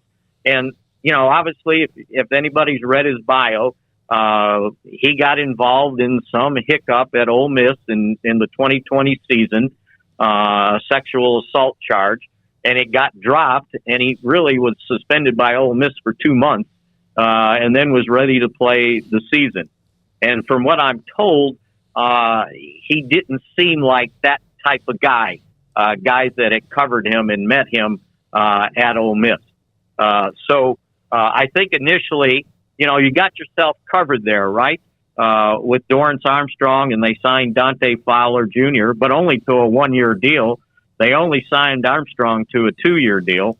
So there's an opportunity there that one of two things. He's your designated pass rusher, or if he excels, they've got no problems using him as a starter and the other guys as rotation guys. Mickey, this is off topic from the draft, which I know we'll return to, but everything's still on the up and up with Jerry after that car crash scare? From what I understand, yes. It didn't seem like it was too serious. Still not sure the entire details on it, but it seemed like he was fine. Mickey, on Tolbert, is he Michael Gallup too? It could be, David. Again, some of my friends down in that southern part of the country saw him play quite a bit. They saw him at the Senior Bowl, and he seemed to be one of these guys that had speed, had good hands, good catch radius, by the way, from the highlight films I saw, and seems to be a pretty sharp guy to the point that they think he can play all three positions. He can play both outside, and then he can easily go into the slot. And if you look at his highlight film, it's like he was catching passes. They weren't on his numbers, and so to me that could be their steal of the draft. While Sam Williams, to me, needs to be their need guy. They need him to come through and give them that type of pass rush that a Randy Gregory would give you, and not necessarily just from numbers of sacks, but quarterback pressures are important. Get the quarterback off his mark, and if he can do that, then I think the second and third round picks might be one of those blinking light deals for the Cowboys. Mickey, one thing that I know that we haven't talked about with you, but I've been thinking about it a little bit over the last week or so, is the Cowboys, all their draft picks, and they had the most they'd had in any draft in a long time last year, all those draft picks made the team. And then, we've talked at length about the way they approached free agency and continue to approach it that had a lot of fans really mad. But does last year's draft and this year's draft and the way they look at things kind of show you what they think about the players that they have coming back for a second year being ready to start this year and contribute at a much higher level? Yeah, and I don't know ready to start, but I think ready to compete and contribute this year, compete for a starting job, because they do need some guys to step up. You can't keep spending money in free agency and stocking your team, and you're going to become cap strapped, right? So the best way is to develop players. So they need some guys from last year to obviously step up and be creditable players. Guys. Here's one case. Tyler Biadasz. Everybody's like, well, he's not good enough. He's not big enough. Last year was his only year to start. His rookie year, it was 4 starts, and he got hurt. and somebody else had to take over, right? They went back to Joe Looney. So from an experience standpoint, he only did it for 1 year. So they're sitting there going, okay, we can't give up on this. We got to see if he can develop. Now, I don't know where Kelvin Joseph's going to be with his other problem, but can he step up and challenge for one of the top 3 cornerback jobs? Can Chauncey Golston step up and get more snaps as a 4th round pick? And the same thing with Josh Ball. You know, he was IR'd the entire season. So can they get him to be at least a backup at tackle and possibly challenge for the swing tackle position? So guys like that, yeah, they need them to step up. Same thing with Quinton Bohanna and Osa Odigizua, who actually played some. Now, can he take the next step at the defensive tackle? Yeah, at some point, you've got to keep developing guys. And if you keep replacing young guys with veterans, then they're progress stoppers, right? And you're signing a bunch of these veterans on 1-year deals anyway. So they need some of those guys. You're exactly right. And even go back, you know, not just last year's draft, but the draft before. They need some of those guys to continue to develop. And that's the way you manage a salary cap when your quarterback's averaging $40 million a year. Mickey, what did you think of some of the moves made by the rest of the NFC East? Washington was not really that loud in what they did, but obviously Philadelphia making the big move with A.J. Brown. The Giants, just on paper, I mean, they might have arguably gotten the 2 best prospects in the draft. What were your thoughts on kind of how the rest of the field play out the draft? Well, they should have done well, right? They had lousy records. So the Giants are drafting 5th and 7th. You should come away with 2 starters, right? That's the way the system's set up. When you're drafting 24th, you're basically getting the leftovers. So it's hard to make a big splash at 24. And the Cowboys didn't like panic and try to rush it. They didn't basically trade 2 players to get 1, meaning you use the draft trick to pick up to get 1 person. 1 person wasn't going to make this team that much better. They needed more volume, and that's what they ended up doing. Philadelphia, one of those first-round picks was from last year, right, that they traded around. So when you're drafted in the low teens, yeah, you better get better, and you can use one to trade for a wide receiver. Now, when the Cowboys have used the first-round pick to trade for a wide receiver, everybody's like, oh, what are you doing? You can't do that. And Philadelphia does it, and it's like, oh, what a great move. Well, when you have draft capital at the top of the draft, you should get better. And Washington should have got better, too. So that's just what? As I wrote last week, it's socialism in the NFL, right? Everybody gets something. The meek shall inherit. And that's why those teams made a splash. And the Cowboys were like, okay, I'm not really excited about this. When you're 24th, is anybody in New England excited about Cole Stranger? I had to look him up. And I'm not making fun of Bill Belichick because he knows much more about football than any of us combined. But at the same time, I would think so. It's interesting, Mickey, because everyone likes to give grades, and sometimes maybe they turn out pretty good. What I love what you said though about the NFL, the way it's set up, socialism, whether people like socialism or not. The NCAA is falling apart, as you know, in college athletics with NIL and transfer portal. And I've said this before, if the richest, most powerful league in America, sports league, the NFL, can understand your strongest as your weakest link, college football seems to be going the opposite direction of that. No, you're exactly right. The strong and the rich get stronger and richer, right, in college football. And I'm not just talking in the NFL about the draft. Look, it's shared revenue, right? Mm-hmm. The home team gets 60% of the gate. The visiting team gets 40%. There's a salary cap where you can't be George Steinbrenner and spend all the money to buy the best baseball players.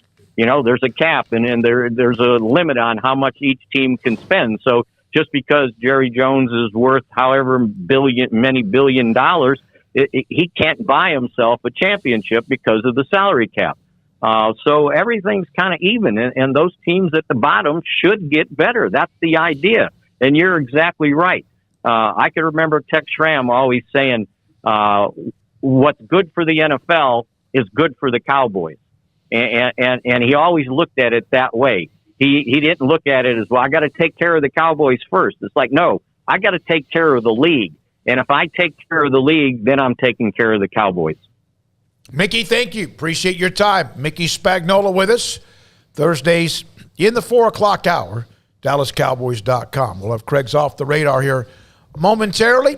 And then the 5 o'clock hour, if you're a college football fan, just an interesting little note about the quote development quotient, about who gets whom, how well they develop them, and also if you do get the best of the best when it comes out of high school, what does that actually mean when it comes to the NFL draft? Sikkim 365 Radio and 365 Sports. Richard Carr, Buick GMC Cadillac, got a lot of great deals going on right now over at Richard Carr. They are the people that you can count on. And whether you are looking to get into a new or pre-owned vehicle, well, they can help you out either way. New cars and trucks are arriving weekly at Richard Carr, so go by the dealership or go online at richardcar.com to see their current inventory and see those GMC, Buick, and Cadillac models that are en route and arriving weekly. If you are looking for a brand new car, put your name on the inbound vehicle list before anyone else, and you will get your new car before anyone else. If you need a car today, however, they've got plenty of pre-owned cars and trucks as well. All of them have gone through a 172-point inspection, so you can drive them with peace of mind, and they will pay top dollar on your trade with dozens of lending options. Richard Carr says yes when others say no. For qualified buyers, you can buy a truck now, get 0% financing for 72 months on most GMC vehicles and Buick SUVs. But again, if you're looking to buy new, get your name on that inbound vehicle list. Let them know what make and model that you want. They will sign you up, and then that will put you in line. So as soon as those new cars or trucks or SUVs arrive, you will get yours as you were waiting in line. But if, again, you're looking to buy right now, get into a car today, even though you're running out of a little bit of time, tomorrow you need to get into a car, go there early, richardcar.com or the dealership, and check out their premium pre-owned cars and trucks. All of them 172-point inspected, 10 lenders who will do what it takes to get you in a car today, 100% credit approval, always the goal. Trust the good local people you can count on for 23 years in Central Texas. Proud Wacoans, proud Baylor Bears. Log on to richardcar.com today. Call now or go see them now. Highway 6 at the Imperial exit. Hey, this is Bryce Petty, former starting quarterback and two-time Big 12 champion, and I know firsthand the importance of being in top shape both on and off the field. So listen up, men. If you're feeling beat down day in and day out and looking for that high-performance edge that separates the men from the boys, then look no further than the Petty Clinic Low T in Waco. Petty Clinic is a comprehensive men's healthcare clinic with an atmosphere catering to men. Board-certified Dr. Kent Petty has a special interest in offering the highest quality medical care to men of all ages. Some of the services offered include screening and treatment for low testosterone or thyroid, infertility, high blood pressure, diabetes, high cholesterol, sleep apnea, while offering comprehensive wellness exams and complete men's health lab panels. High performance men, remember, it's not just a Petty thing. This is Bryce Petty, encouraging you to reach out and Google search Petty Clinic Low T or go to pettycliniclowt.com and get your complimentary lab screening today. Camille Johnson Realtors guide you seamlessly through the process of buying your dream home or selling your current one. Commercial, farm and ranch, or residential, Camille Johnson Realtors can smoothly and successfully lead you through any transaction. With a team of 28 experienced agents who are excited about serving you, Camille Johnson Realtors services the entire greater Waco area. If you're in the market to buy or sell, contact Camille Johnson Realtors, 104 Midway Center in Woodway, or find them online at www.camillejohnson.com. Camille Johnson Realtors, elegant, charming, warm. Welcome home. Three Nations Brewing Company has 16 different beers on draft with a new beer every Friday. It also offers 2 air-conditioned tap rooms, a large indoor beer hall, a second-floor mezzanine offering a great overview of the brewing company and equipment and patio where you can relax under the shade. Plus, you can now experience the new Three Nations Beer Garden Grill on our shaded patio with socially distanced seating for your enjoyment. Grab a cold beer and enjoy a bite from our freshly prepared and delicious menu. Street tacos, quesadillas, freshly cooked burgers and dogs, and veggie burgers too. State Fair tornado fries, nachos, and so much more, all prepared and cooked on site. So come visit the award-winning Three Nations Brewing Company on East Vandergrift off I-35 in Carrollton.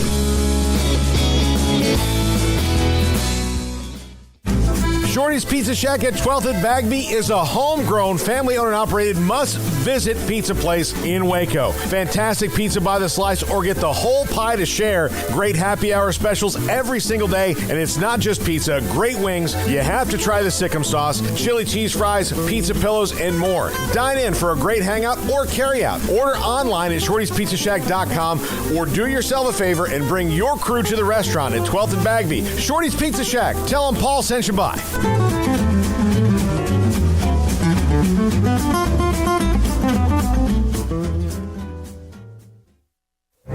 Stepping into a new pair of boots is great, but stepping into the boots of a U.S. Army officer can also add confidence and leadership skills to your son or daughter's career path. There are more than 150 occupational specialties to help them find the best fit for their future. See all the things your son or daughter can achieve in our boots at GoArmy.com. U.S. Army Waco Recruiting Company, 254-598-8131 or 254-776-1543.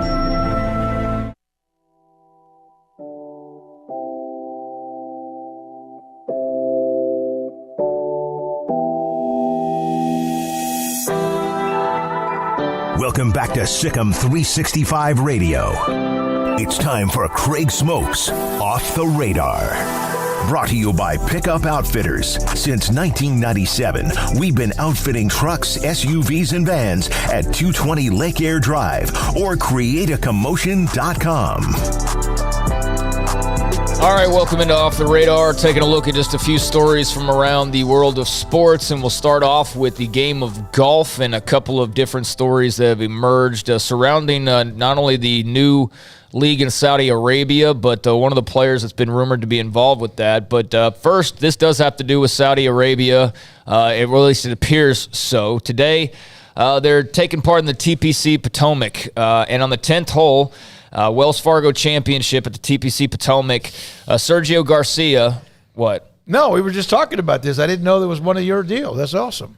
Sergio Garcia was hitting his tee shot, went way left into some grass, got into a dry creek bed, couldn't find the ball, and he couldn't find it in the allotted time. And that's when the big argument ensued, was that he said that you started timing me before, because there's like a shot clock basically to find your ball once you start looking for it.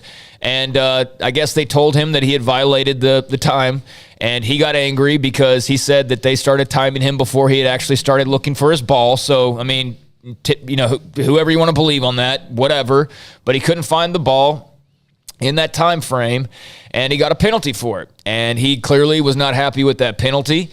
The rule is, by the way, you got 3 minutes once you're in the vicinity of the ball to find it, and then if you don't find it in 3 minutes, boom, there you go with your penalty.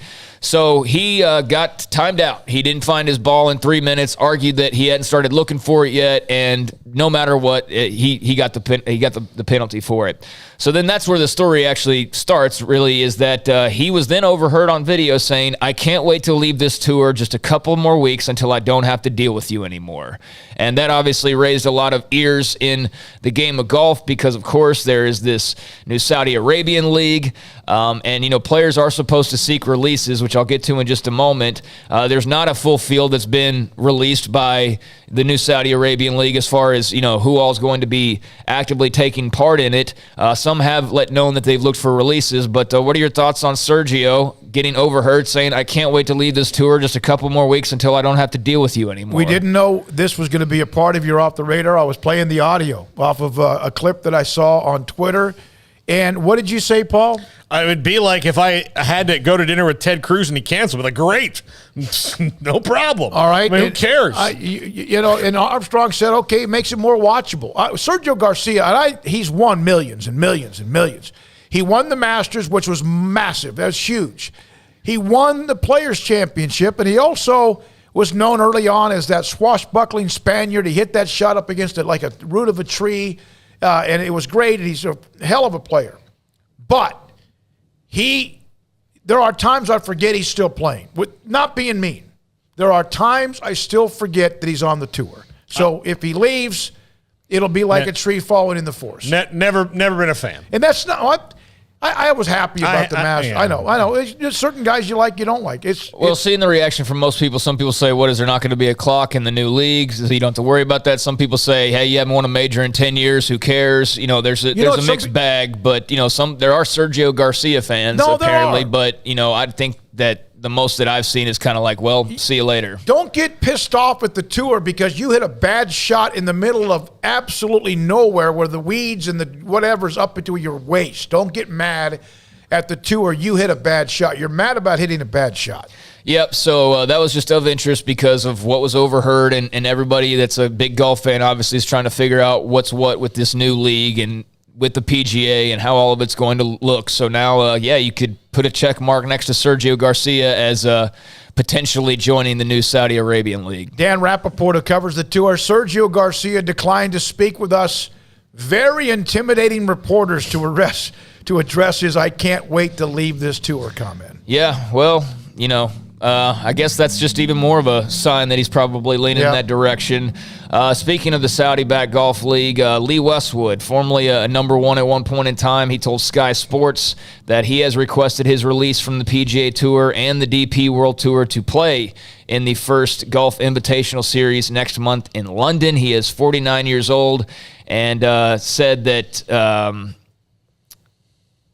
was something about the Ryder Cup, but he has made it known that he is going to be playing, or he's at least requested his release, which then lets you know that, he's probably going to be playing in this league. So there's another name for you, Lee Westwood. It just looks like another older player, never has won a major, really good dude, has been in contention, has a chance to make a ton of more money, although he's already made a ton of more money. Well, and taking out the Saudi aspect of it, but I will say this. It seems like this league is built up of guys who are not old enough to really be on the senior tour, but not, you're not banking on them winning any more big-time PGA events. Yeah, so he's let it be known that he's requesting a release. Phil Mickelson has let it be known, and Robert Garrigus as well. Those are the only ones that are confirmed as having requested their release.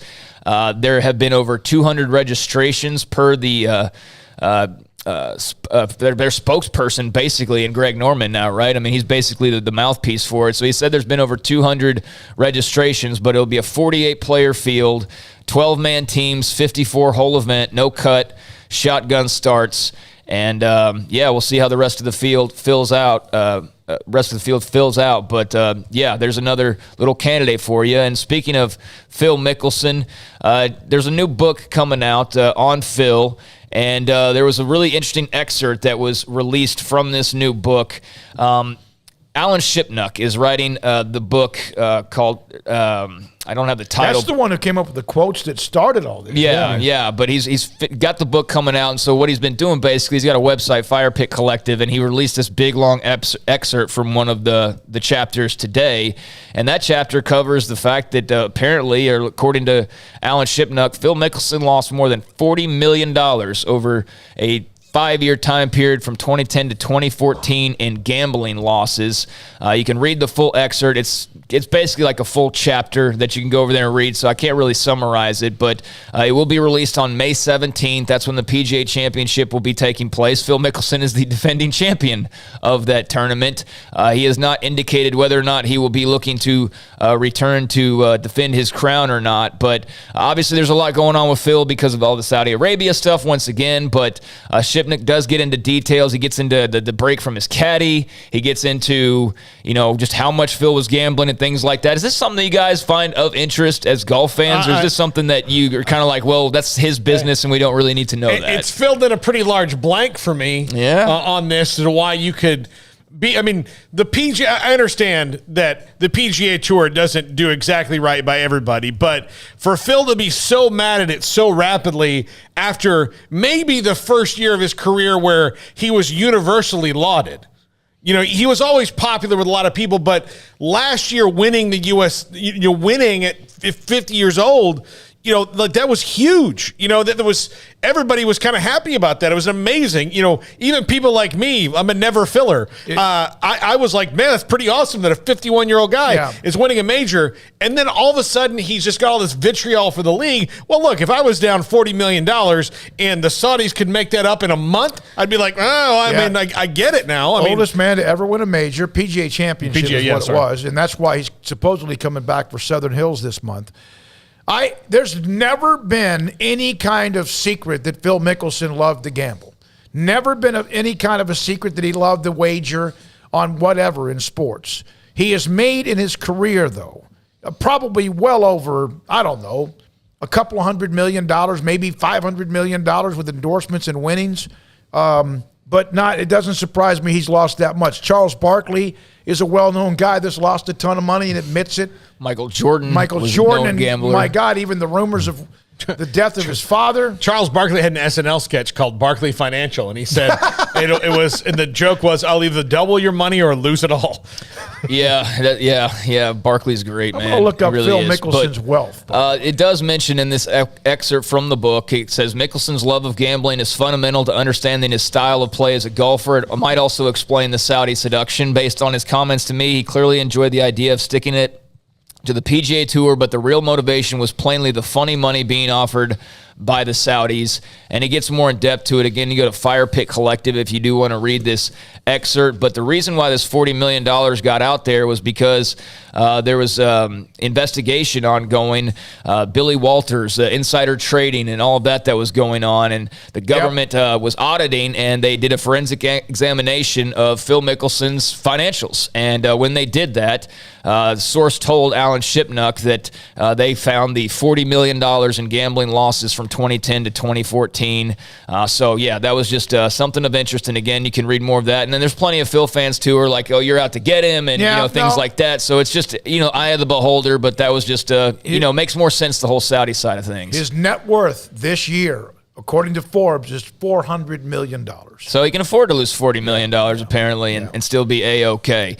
Elsewhere around the world of sports, Dusty Baker, with his latest win, became the 12th MLB manager and first black manager in MLB history with 2,000 wins as the Astros beat the Seattle Mariners. Actually did this yesterday, was of this note, but holding on to it for today.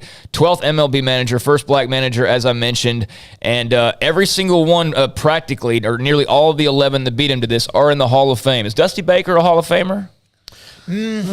I like him. I like him a lot. I remember him as a player.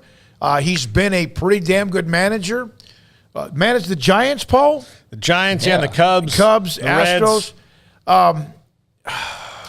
With three more wins, he will tie the only guy that's made that mark and is not in the Hall of Fame, which is Bruce Bochy. But he will tie that with three more wins. Bochy has how many World Series? And Bochy will be in the world in the Hall of Fame. 2 or 3 with San Francisco? 3, yeah, he's got 3. So Bochy will be in. I think it would do well if Dusty won one. As a person who doesn't like the Astros, I'm torn on this one, but I hope maybe he does. If winning a World Series with the Astros gets him in the Hall of Fame, it won't. I'm not an Astros guy either. I know a lot of people don't like him because of all. If he wins a World Series, does that? I still don't know, but man, that's a lot of wins. He's been around a long, long time. Is he a compiler of stats or is he a Hall of Famer? He's led 5 different franchises to the playoffs, taken 2 to the World Series, and the Giants and the Astros.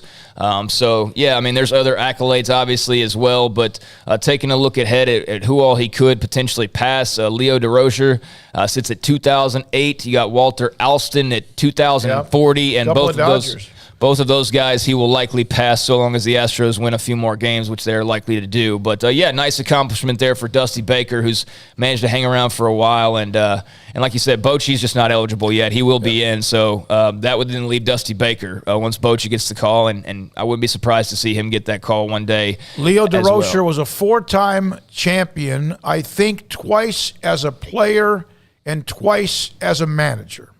Based on looking up his Wikipedia. I mean, he's in the discussion. That's good. For sure. He's definitely got an argument to be made. Have you all watched much of the USFL at all?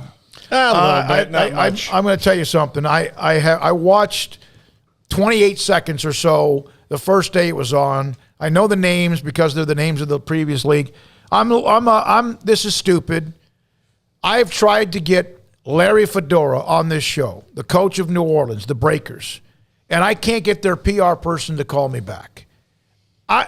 They beg for attention, but I have not watched but maybe 28 seconds. So there's your answer with that. Okay, so you're not watching out of spite because they won't call you back, or you just don't care. This is before that. I honestly, if it's on and I happen to watch it. Yeah, I'm like that. I mean, it's not appointment television for me by any means. If it's on, I was more interested in the draft than I have been in watching any of the games. Yeah, and they did go up against the draft this past weekend, but week 3 is in the books for the USFL. And they had the Bandits and Gamblers. That game averaged 825,000 viewers, and that did go directly head-to-head with the draft. Then the part 2, that late-nighter, the Stallions and the Breakers. They actually averaged a bit of a bump, $1.114 million for Breakers and Stallions. That was the primetime game on Fox, so a little bit up percentage-wise, around 5-6%, and certainly similar to what we saw with previous leagues. But, hey, if you're breaking $1 million, that's at least something. I think when you start dipping below that on too regular basis, maybe you start to wonder a little bit, but they're staying steady, so I think that's good. I'm not rooting for this league to go out of business. I think it's a great landing spot for guys who don't have an opportunity otherwise. And you might say, well, not everybody can play football at the next level, and that's true, though. But I do think there's room in this country for more football. It's just nobody's been able to execute it very well. I don't want to see people lose their jobs, okay, because that happens enough already. But I'm not going to go out of my way to watch it. But at the same time, if it survives, something's going to happen for it to hit. I don't know what it's going to have to be. I don't know what it's going to be. It's not for me, but football, people love it all the way around the year now, 12 months a year, but the NFL's pretty much even got those 12 months wrapped up. Yeah, just a couple more notes here. Highest selling NFL player jerseys over the last, quarter. You had Tom Brady, number 1, Patrick Mahomes, number 2, Josh Allen, number 3, Joe Burrow, number 4, and Mac Jones, number 5. So Brady and Mahomes have now done one or the other, have been the top for 12 straight stretches as far as NFL jersey sales, going all the way back to 2018. And Tom Brady wasn't celebrating that because he's done that a million times now. But it's just interesting to kind of see like who's popular right now, who's the guy. Obviously, Patriots fans are getting excited about Mac Jones, so on and so forth. But Tom Brady did take the opportunity today. Did you guys see him digging at the Raiders over the tuck rule? Yeah. I saw it was like a 13-second clip, and the guy goes, "Tell me the truth on something." Or whatever. Yeah, he said the tuck rule game against the Raiders, it might have been a fumble. And I know a guy, we used to work with a guy who on the right day, if I brought it up, might cry. I mean, legitimately might cry thinking about it, and not cry like sadness, but cry out of anger.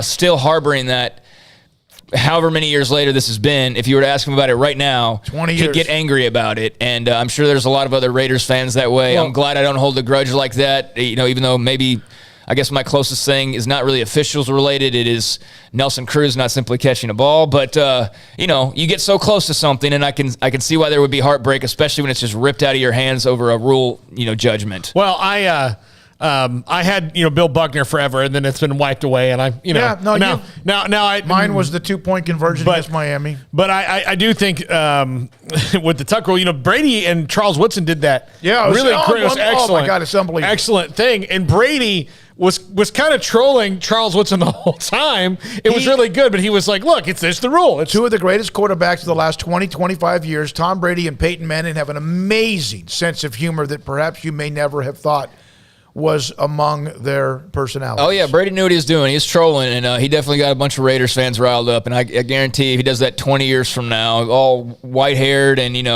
got a cane or whatever, old Tom Brady, he'll still be trolling Raiders fans, and it will still hit them just as hard because that's how deep that wound was. Real quick, tonight, NHL's got a 4-game slate. You got Penguins, Rangers. You got Caps and Panthers.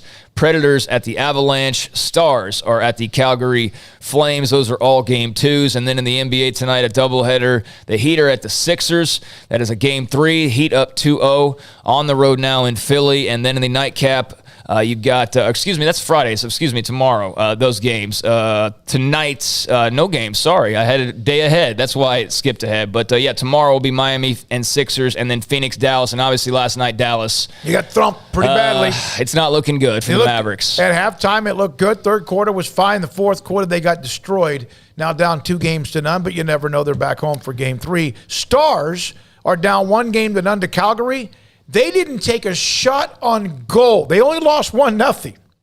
But it was the most blowout 1-0 hockey game you could ever watch. They didn't have a shot on goal for the first 11 minutes of that game. Yeah, DFW Sports, postseason sports in morning at the moment, but time to turn that around. I'm not very confident in the Mavericks turning it around against this Suns team, though. So we will see. But again, that's tomorrow night. No games tonight in the NBA. They could have used that Devin Booker injury and all that to linger on. They'll use their own Devin Booker. Yeah, that'd be great. By the way, thank you, Craig. Off the radar every Tuesday and Thursday at 4:45.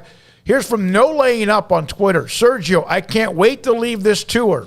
Sergio made $54,302,770 in career earnings on the tour. But go ahead. Guy. Of course, you're going to make that maybe in a year. I hope that he can feed his family moving forward. When we come back, we're going to have a segment about the development quotient of college football programs, not just those who get the big boy high school players, but others, and how well they do, and how does it relate to the NFL draft next on Sikkim 365 Radio and 365 Sports.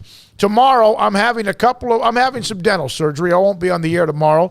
I'm having a couple of implants in my top right-hand corner up in here and in my mouth, and I don't know if I'm looking forward to it or not, but I got to get it done.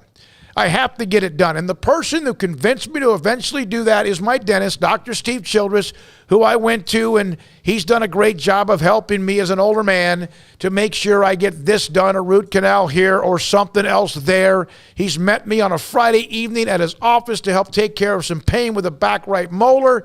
And he finally said, David, you have to get this done. It's going to cost some money. But Dr. Warren, who I'll be talking about as well, is going to be the one who does the surgery tomorrow. Stonewood Dental is where Dr. Childress is. It's in Robinson. If you need dental work and you're like, man, I haven't been to the dentist in a long, long time. I'm sure I've got this or that and root canals, and you're worried about needles in your mouth or whatever. I am too. That's why I waited too long. And now look what happens. So don't wait too long. If you need dentist work, if you need dental work and you're worried, he will make this as comfortable as it could possibly be at Stonewood Dental in Robinson, Texas. Payments for qualified buyers at 2.9% for 72 months with $5,000 down cash or trade. TTL Extra. See dealer for details. Summer driving is coming. Save now at Richard Carr's Summer is Coming savings event. Find summer savings like a 2015 GMC Sierra 2500 HD for $318 a month, or 2020 Buick Encore for $288 a month, or get a 2015 Cadillac SRX for $212 a month. Our vehicles go through a 172-point inspection, and we pay top dollar for your trade. 100% approval is always our goal. At Richard Carr, we give you more. It takes time to reach goals. It's a truth that applies to more than sports. It goes for your financial goals as well. You work hard for your money, and you deserve an investment strategy that lines up with your game plan. And Tom Albers, your Edward Jones financial advisor, can help. If your financial investments aren't putting forth the effort you desire, stop by today for a financial review. Tom Albers, 4301 Lakeshore Drive, 254-776-7605. Edward Jones, member SIPC.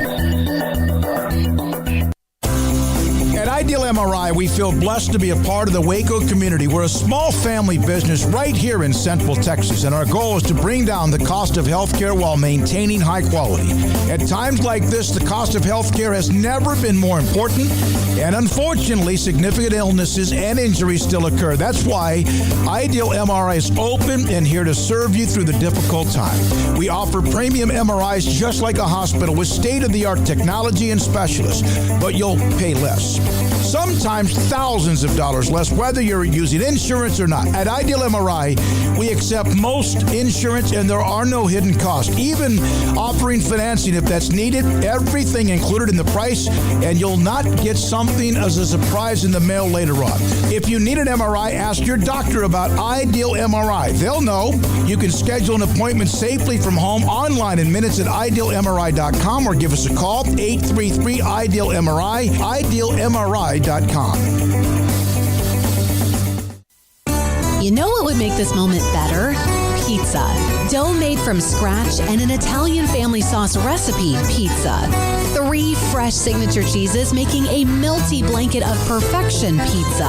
Like loads of premium toppings like crispy Old World pepperoni, savory Italian sausage, and fresh sliced veggies pizza. That's That's Marco's Pizza. Visit marcos.com and make any moment better. And with 4 locations in Waco, Belmead, China Spring, Woodway, and soon to open in Robinson. Marco's. Pizza lovers get it.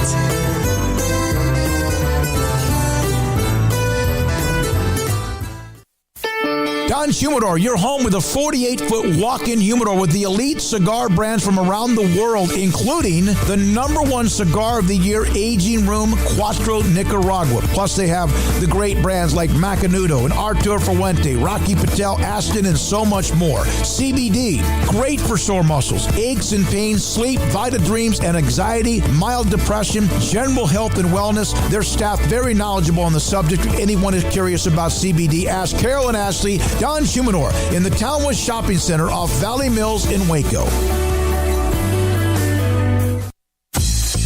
Baylor Scott & White, Southwest Sports Medicine and Orthopedics. The team physicians for Baylor Athletics, diagnosing and treating all sports-related injuries, including concussions. These specialists also provide orthopedic services for athletes and non-athletes alike, whether it's knee or shoulder pain, hand or wrist injury, orthopedic spine care, and even an arthritis and total joint clinic. Trust the doctors Baylor Athletics trusts. Baylor Scott & White, Southwest Sports Medicine and Orthopedics wants to get you back in the game.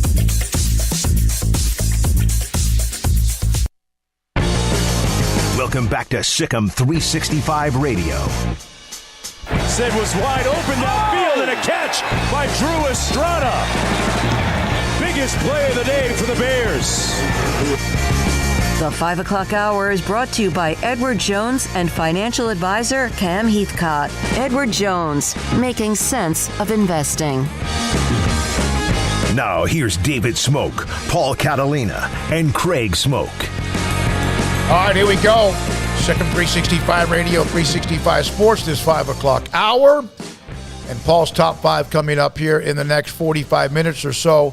Graham Coffey, I was on my timeline, I guess it was yesterday evening or last night at some point, and I saw the development quotient. This is the graphic right here. We're going to be joined by Graham here momentarily. They caught my attention. Anything college football. The development quotient, and I'm going to let Graham discuss all of this. There's Georgia. They won it all. We know Ohio State. We know Cincinnati was a hell of a team. There's Baylor. That caught my attention at 11, so we cover them a lot. Oklahoma, 13, among others. And Graham Coffey joins us now on Sikkim 365 Radio. You can find him at Dog Out West on Twitter. Graham, thanks for your time. What made you do that? First of all, what is it for those who are watching and listening? What is the development quotient? Yeah, so basically every year, the month following the NFL draft, I get on social media and I see a lot of really dumb arguments or a lot of cherry-picked information around what program develops the best and all of that. Like Alabama signs, 10 5-stars a year, right? Like, of course they're going to have a lot of first-round picks, but does that actually tell me that they're doing a good job of developing their talent? Not really, right?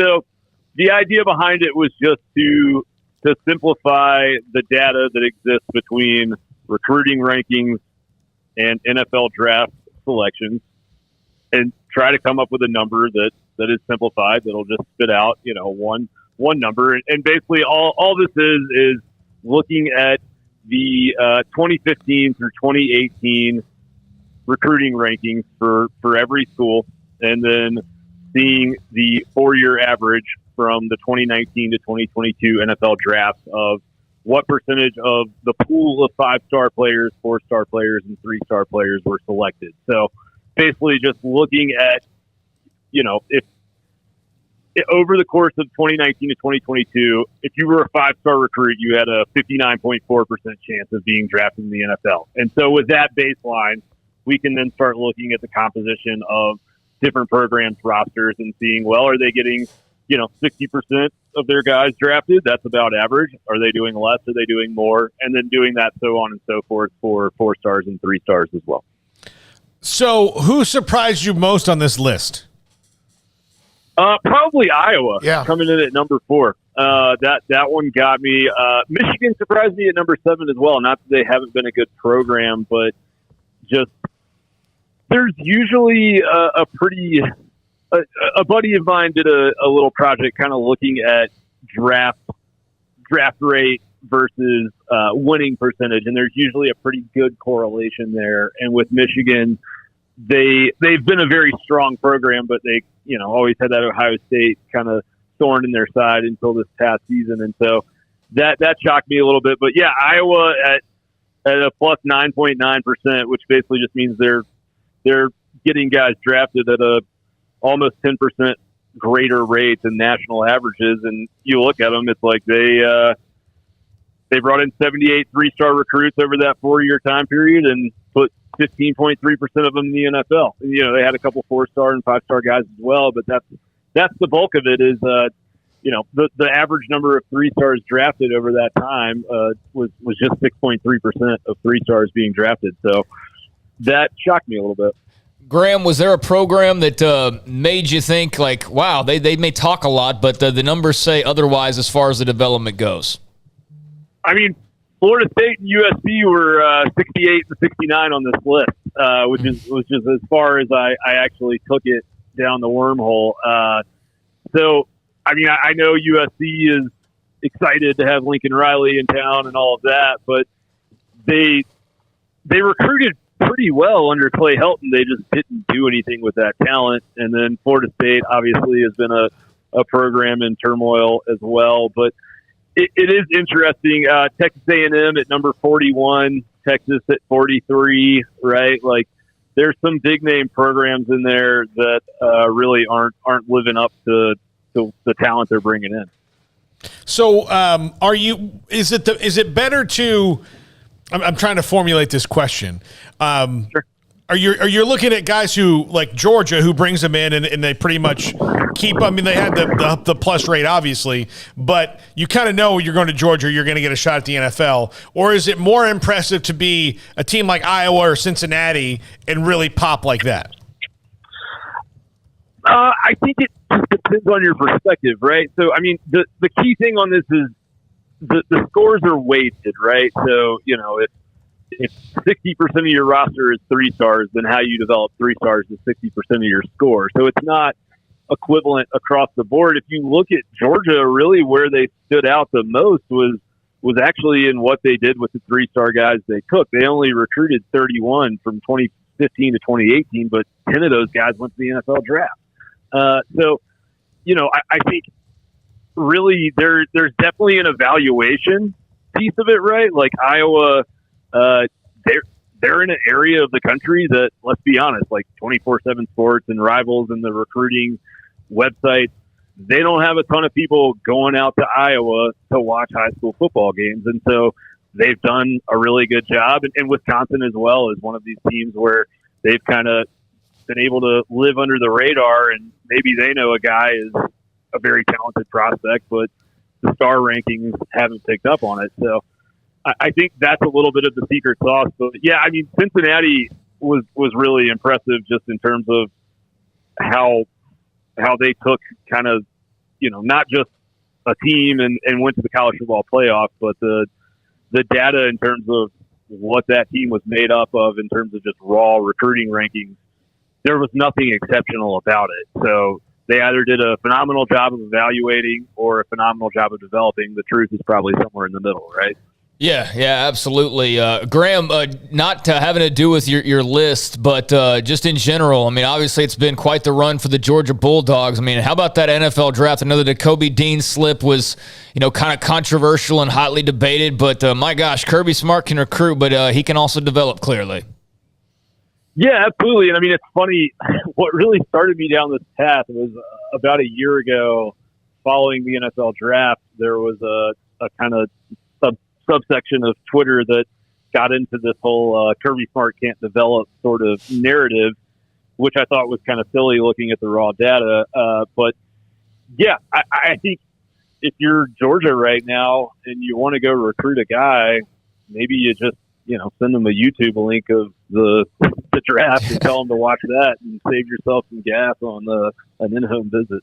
You saw Baylor, Graham, 2 years ago in the I guess it was 19 in the Sugar Bowl. Obviously, Georgia was men among boys, and Baylor also just wasn't quite ready for that. And then last year, what they did to Ole Miss, and your thoughts when you saw them at 11 and the quotient number, did that surprise you at all? Not really, no. I mean, if you look at kind of the last, if you look at college football through the eyes of a recruit in this day and age, right? So a 17-year-old kid maybe remembers the last decade of college football, max, probably less than that, maybe 7 or 8 years.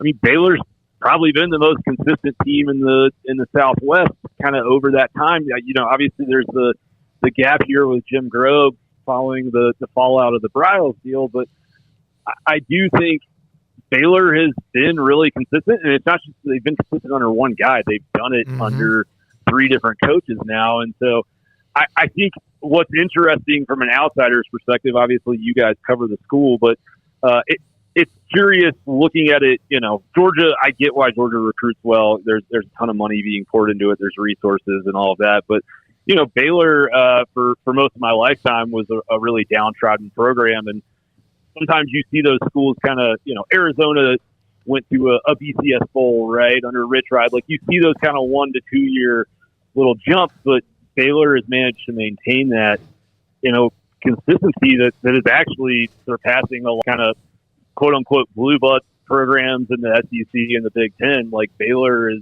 really just had a consistent output, and that's mirrored in their NFL draft selections as well.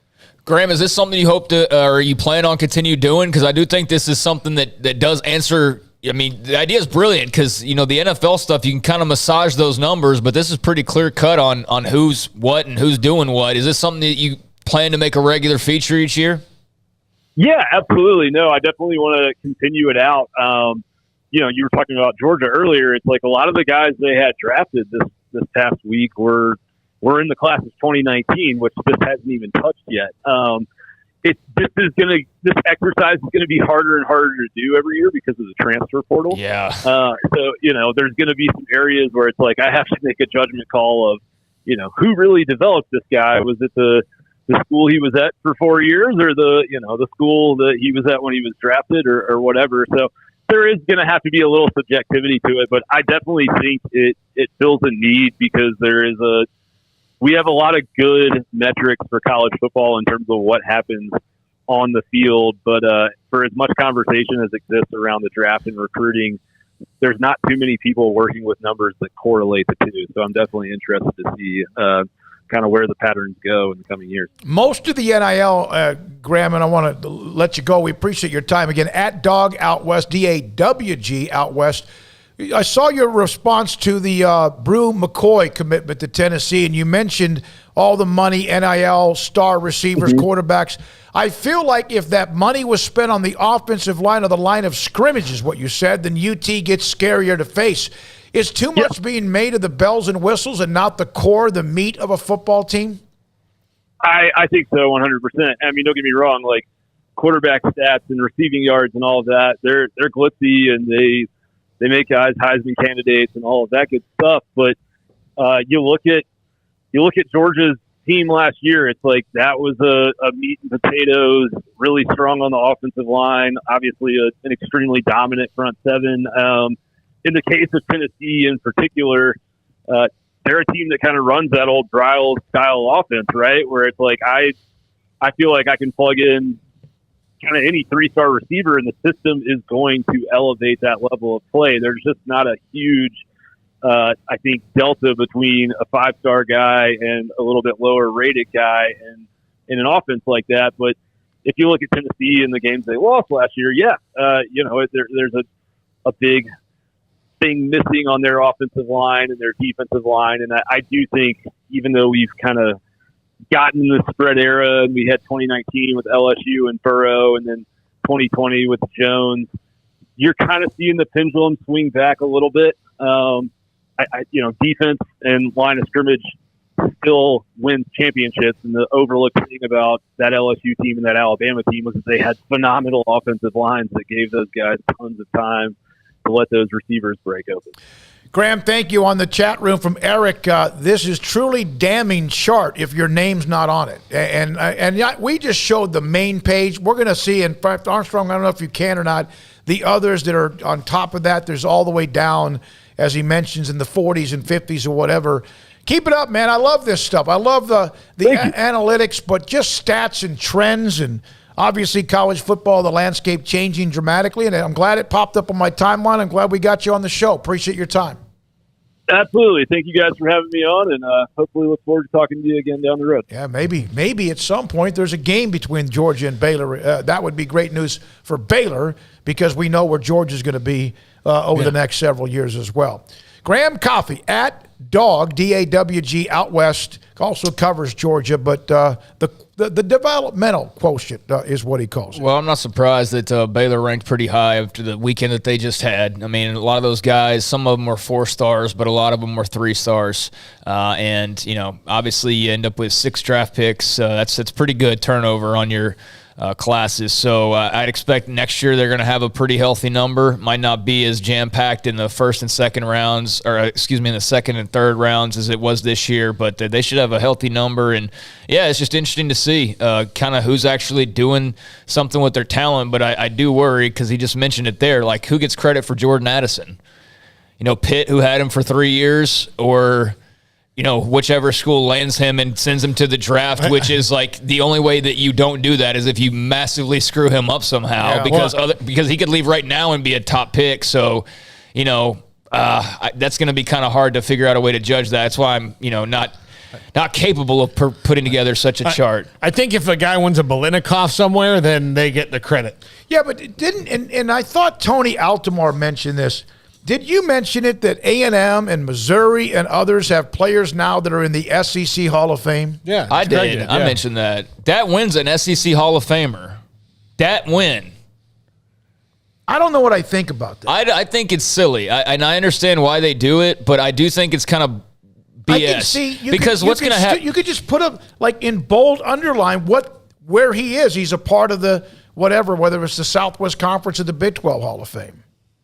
Yeah, I mean, that's kind of what I was saying is that, they didn't even play in this league. So if you don't acknowledge that they're in the Big 12, then you just basically pretend like that career didn't exist and that it was just in the SEC, which I think is bogus. I don't know about any Big 12 Hall of Fame. If they have one, then I never paid attention to it.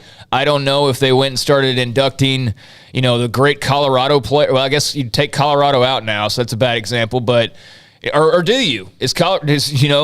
Like what's what? Who's Big what? Big 8, Southwest, Big 8, Big 12, Pac-12. Like, does Nebraska have Big 12 Hall of Famers, or do they have Big 10 Hall of Famers now? But Dat Wynn. They don't have anybody in the Big 10, believe me. Yeah, but you know what I'm saying? Is like Tommy Frazier a Big 10 Hall of Famer? No, if he is, it's stupid. Yeah, Tommy Frazier, is he a Big 10 Hall of Famer? I mean, the way the SEC does it, he would be an SEC Hall of Famer if Nebraska joined their conference, even though he never played it down, nor did he play 2 decades within the induction of him going into that Hall of Fame. So, I'm telling you right now, Vince Young is going to be an SEC Hall of Famer. Mac Brown's going to be an SEC Hall of Famer. Colt McCoy, Ricky Williams, Earl Campbell will be an SEC Hall of Famer, and it's bogus numbers. It's a totally bogus way of promoting the brand, but they're part of your conference, so you'll be, technically members of the SEC, and those guys, even though they did not even sniff an SEC game, will probably be in their Hall of Fame. Yeah, which is kind of brilliant marketing, but it's also kind of not entirely truthful, that's for sure. Yeah, there's a College Football Hall of Fame, and then if each conference wants to have theirs or their program, and each conference wants to, but to have that as the SEC Hall of Fame is that's a little. Maybe I'm missing something here. The Pro Football Hall of Fame includes anyone who's been a part of pro football. Baseball is the Baseball Hall of Fame. It's not the Major League Baseball Hall of Fame. Okay. So you could have Negro League players or others who earned it, who should have been in a long time ago and have been in some cases a lot of times. So in case you were wondering, Dat Wynn is undefeated in the SEC. He's never lost a game. His first game ever. They played against LSU and won 33-17. Yeah. And I don't know what his stats were in that game, but that's the only time in his time at A&M that they played an SEC team. Here's from Tony. I thought about this some more. You should support your teams by embracing their past, celebrating the history that they treasure, like accepting and welcoming a messy, blended step family. I changed my mind after more thought. that wins a College Football Hall of Famer. If he's a part of the SEC, that's fine. If they want to grab him, they don't need him. They have plenty. And if there is a notation, that where he played his college football, I'm sure that is the case. This is Sikkim 365 Radio and 365 Sports. Drew Estrada, former Baylor wide receiver, now with the Texans, will join us next. City of Woodway, they've got that mother and daughter brunch, in fact, coming up on Saturday from 11 o'clock until 1:30 at the Carling Bright Arboretum. It is a gorgeous event center at the Carling Bright Arboretum. Mothers, daughters, grandmothers can enjoy delicious food, great music, fun crafts, awesome surprises. That's this Saturday. Seating limited, but you can call them and see if there's a chance, if you want to be there, to be a part of this with your daughter, with your grandmother, or with your mother as well. 11 until 1:30 at the Carling Bright Arboretum. Mothers, daughters, and grandmothers enjoying delicious food, great music, fun crafts, and so much more, including some awesome surprises. That's coming up this Saturday. By the way, on top of what they have with the Carling Bright Arboretum, the City of Woodway has so much more. The Pavilion Event Center, which is what I've talked about, it's a gorgeous, gorgeous place. Holds up to 360. You could also invite outside places to cater. It doesn't mean you have to be, this is who we allowed to come into our building. Also, they have the gazebo, an event lawn near the Carling Bright Arboretum. It's under construction right now, but it's there. The Whitehall Tourist and Community Center. A lot of it's under construction to get it better, nicer, and beautiful, like it already was, but even better. It is discoverwoodway.com. At Allen Samuels in Waco, we're committed to taking care of our customers, and that means having as much new inventory on hand for you to choose from. During the Memorial Day sales event, shop our large selection of 2022 cars, trucks, and SUVs to find the vehicle that's right for you. Need maintenance or repair? Let our skilled technicians take care of your vehicle, and we'll get you back on the road safer than before. We're not here just to sell you one car. We're here for the long haul. Allen Samuels in Waco. Come by. Let's be friends. From the first workout to the last practice, sports is an incredible and rewarding challenge. Hi, this is Dan Ingham with the First National Bank of Central Texas, and we're proud to support each athlete, every parent, and our educators. From families, small businesses, to the biggest industry, we're here to help. With remarkable products like our free First mobile app, we've got banking ideas that fuel big dreams. That's the First National Bank of Central Texas. Familiar faces making local decisions. Member FDIC, Equal Housing Lender. You want to know why Stonewood Dental is so successful? Listen to what happy customers have to say. It's pleasant. It's different than any other dentist office. I really feel like they care. And it's not that you're here for 2 hours waiting on someone to take care of you. It's quick and easy, and I bring my kids, and my kids love being here too. They really love the treasure box. Staff is really nice and accommodating, real friendly. You feel more like home. It's not sterile looking. Everybody has their own personalized rooms with decorations and decor, and they'll even have a blanket for you when it's cold. I've recommended people to actually come here, and they are patients now. I really love it here. It feels like family. Learn more, stonewood-dental.com. Parenting is full of surprises. You never know what to expect. So after our son was born, I called my Texas Farm Bureau insurance agent to set up a life insurance policy in case something happened to me. Sawyer is now 2. And we'll soon have a sister. There's no one else I would trust with protecting my family. Stop by and see our agents at one of our 3 McLennan County locations. Coverage and discounts are subject to qualifications and policy terms and may vary by situation. Stepping into the boots of a U.S. Army officer can add confidence and leadership skills to your son or daughter's career path. See all the things they can achieve in our boots at GoArmy.com. U.S. Army Waco Recruiting Company, 254-598-8131 or 254-776-1543. Automatic Chef Canteen is a full-service micro-market vending and office coffee provider with state-of-the-art vending equipment, a wide variety of products, and offering custom-fitted micro-market vending office coffee solutions for your employee break room. You want a full break room solution and a workplace oasis? Well, Automatic Chef Canteen, locally owned and operated for over 50 years in Central Texas, also includes in-house mechanics on call 24/7 for fast, reliable service and maintenance. Automatic Chef Canteen, 6900 Imperial Drive in Waco, or online at automaticchefcanteen.com.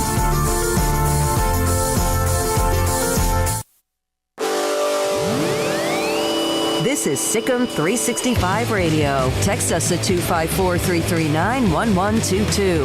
The Sikkim 365 Radio text line is sponsored by Riverbend Liquor and Wine, with the most extensive variety of craft beer in Waco. A hidden gem on Lakeshore Drive and 19th Street. Real quick note before we visit with Houston Texans wide receiver Drew Estrada. Jeff Goodman is reporting on his Twitter feed that Matthew Meyer has been contacted, or at least he's heard from Texas Tech, North Carolina, that's the one I mentioned about a week ago, USC, Memphis, Alabama, Arkansas, Illinois, and others.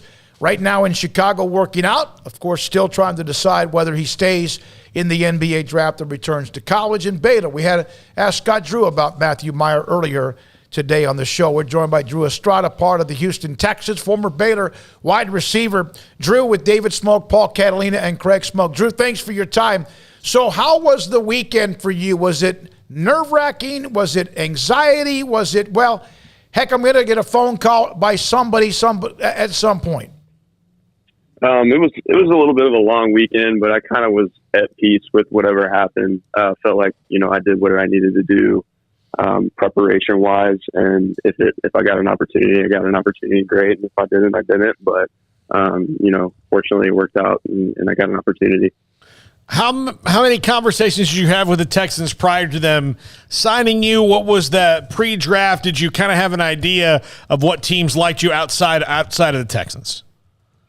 Yeah, I mean, there was some interest through Pro Day, and then the time period between Pro Day leading up to the draft. There was definitely, some good conversations, but again, you never know because the draft is such a fluid process. I mean, organizations make, decisions based on another team picking a guy. So you never know. But I knew I did have, some interest there. So, Drew, take us through. I mean, obviously, a lot of Baylor guys go and great success there. I want to ask you about that later. But as the draft comes to a close, I mean, what was that process like? Because I remember keeping track, and I was like, oh, Jaron McVay signed, and Raleigh Tejada signed. And then you were a little bit later on, but it was great to see. But kind of what was that process, the draft ending to then deciding what you were going to do? It was just kind of figuring it out at that point. I mean, they reach out before the draft's over. Teams do if they're somewhat interested. So I kind of had an idea of, that there would be an opportunity. It was just about, finding a good fit at that point. But yeah, I mean, really excited to see, all the guys that got opportunities. Just kind of showed, reflected on the season that we had last year. Drew, you mentioned you were at peace no matter what happened. What were you kind of explain that? I feel like it was God's plan with whatever was going to happen. I felt like I put, everything I could, whether that was on tape, and, my journey's been a little bit different than some other players, obviously bouncing from Dartmouth to here. And I felt like if I were going to get an opportunity that, and that was in God's plan, then it was going to happen. So, that's kind of what I mean by that. So you're going to be there with Petrie, so that's cool. Does that make it easier, or were you? I mean, you've already kind of gone to a place where you didn't know anybody and started playing football, but does it make it easier to go with somebody you know? I wouldn't say it makes it any harder. Obviously, there's going to be some differences with change and new environment, but obviously Petrie's a fantastic player. And, he really helped me develop, last year we went against each other a lot in one-on-ones and in practice. So, I'll be looking forward to, continuing to compete with him, but on the same team still, which that'll be exciting. Drew, did you have any idea when you decided to transfer that you would be in for the ride that you ended up in with just the season itself? Obviously, the championships won, big draft, big undrafted free agents. But did you have any idea when you came to Waco that you were in store for what you were in store for? Not to the extent that it happened. No, I don't think anyone, could have quite predicted what last year would have been like. But I mean, when I got here, I knew there was something different going on. I mean, I knew that the guys were here. It was just about kind of putting all the pieces together and getting the team fully committed. So I knew we were talented. And then once we started winning games, I was like, we got a really good shot to make something special happen this year. And we did. What was that like? I mean, it was incredible. I mean, obviously getting to play, in some big time venues, big time, stadiums, a lot, big crowds and stuff like that. It was exciting. And it was just cool because, being back home in Texas, having some of my family and friends who never really got to see me play, be able to make those trips to watch me play, that was special for me. Yeah, well, you had a hell of a career in high school here. We all know the history there with what you did, and to have you come back and kind of cap it off with the kind of year at Baylor as well. What did the Texans tell you? Can you kind of explain, what do they say? And is it better to not be drafted if it's late in the later rounds, so you can find the right fit? Yeah, I mean, honestly, I don't think that all that nuance, discussion matters too much. I mean, it's all about wherever you end up, getting down and putting your head down and working. There's talk about, advantages, being undrafted because you get to select where you go, but I wouldn't, necessarily say that there's, something to be said about being drafted too. I mean, that's really special as well. So, whatever happens, wherever you fall in that process, I think it's really all about the player, getting ready to go to work and putting his head down and grinding once he gets there. Doesn't that kind of describe Baylor football? Yeah, I think it does. Yeah, absolutely. Drew, how do you feel about the young guys? You just had the spring game, I guess, a couple weeks ago at this point, and I mean, there's a lot of talent with yourself and Taekwon and RJ transferred. I mean, there's a lot of talent leaving, but what did you see during your time period from those young guys to give you some hope or confidence about them moving forward? Yeah, I mean, it was cool to kind of see them grow throughout the year. And not only that, I mean, I went to the spring game and I watched it, and those guys have matured even just in the time of the, end of the Sugar Bowl till now, just through spring ball. They've stepped their games up a lot, and they realize those opportunities are open. So I have full faith in those guys. They showed it in practice all year that they had the talent and ability. And so, I don't know if there's necessarily going to be a huge step down. There's a lot of good players, young guys, but really good players that are going to be able to step in and fill those roles. What do you think about Blake Shapen stepping up? Yeah, I mean, obviously, really tough decision, for the coaching staff, but I'm excited for Blake. Really poised player. Got an opportunity to kind of take the team on his shoulders now and improve himself even more. So, really happy for that guy, and I know he's worked hard for it. So I'm sure he'll take advantage of this opportunity. I don't know if this is completely correct, but when he had to come in when Gary went down, unfortunately, with the injury, Shapen completed a pass pretty quickly. Was that to you? Yeah. I mean, he came in and kind of threw the ball all over the place. Yeah. But, yeah, I mean, we definitely had a good, solid connection, as did Gary and I. So, once again, I mean, I know it was a tough decision, but, I have no doubt that both those guys will end up doing something special with their careers. Drew, I got to ask, because I've asked pretty much everybody when they've been on, because we don't know when we're going to talk to you guys again now that you're off to the pros. But where were you when the play was made in the Big 12 championship game by Jaron McVay? Can you kind of take us through what you were thinking at the time? Yeah, so I was like all the way on the other end of the field, just like, because I kind of saw them driving the whole way. Mm-hmm. And I was just like, kind of being a little pessimistic about it. Like, oh my God, they're going to go in and score. And then I obviously had no idea what happened because of my vantage point. You couldn't really tell if he scored or not. But once all the defensive players started running off, we all started running on the field, and I was like trying to get everybody to stay on the sideline. I didn't want a penalty or anything, but it was just chaos. It obviously one of the more special moments in my career. Were you able to go back and watch pretty quickly and just go, wow, how close that was? I mean, that was incredible. Yeah, I didn't know how close it was until I went back and kind of watched, the replays of it and the highlights. So, yeah, incredible play. It's probably almost better for a lot of guys that they didn't see in real time. You might have passed out how close it was. Yeah, I don't know, with that much on the line. Just a few, basically like a few inches, which is insane that, came down to literally a few inches. So. Drew, before we let you go, just your thoughts on your time there with Dave Aranda. We've seen him grow. I know you weren't there his first year, but just what was your experience like? And the rest of the staff is great as well, but what did you kind of see from him in that head coaching role with your time in Waco? Yeah, I mean, I just saw consistency, like no matter what happened the week before or what kind of game we had in front of us. It was just consistency about what he expected, the type of work that we were going to put out. And then he was always going to match that with his work ethic and his game plan. Obviously just a football genius and a defensive guru, but I appreciated, going to work each day and kind of knowing that what you were going to get from him. And that's like the absolute best every single day. Hey, Drew, it was a 32-yard completion. He threw a 7-yard pass to Ben Sims. He came out firing, and again, it was the 32-yarder to you. And I think that's when, again, I know that you and Gary was fantastic as well, but that's when everyone kind of realized, man, this guy's not afraid of where he is. Because sometimes you get a backup quarterback in, and the first thing they start to do is hand the ball off or throw like really short passes. So that was part of the start of the kickoff of getting to know Blake Shape. And we're proud of you, man. It was great that, we got to know you. I remember seeing you at Argyle and the great success you had. And good luck with the Texans. Your head coach, Lovie Smith, if there's someone that I can think of in the coaching profession that reminds me of the uniqueness and genuine type person of Dave Aranda, it is Lovie Smith.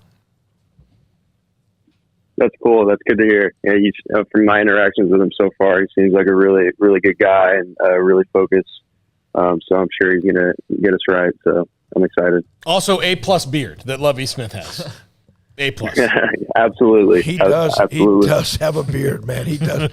Thank you very much, Drew. Great to have you on. Congratulations. Good luck going forward.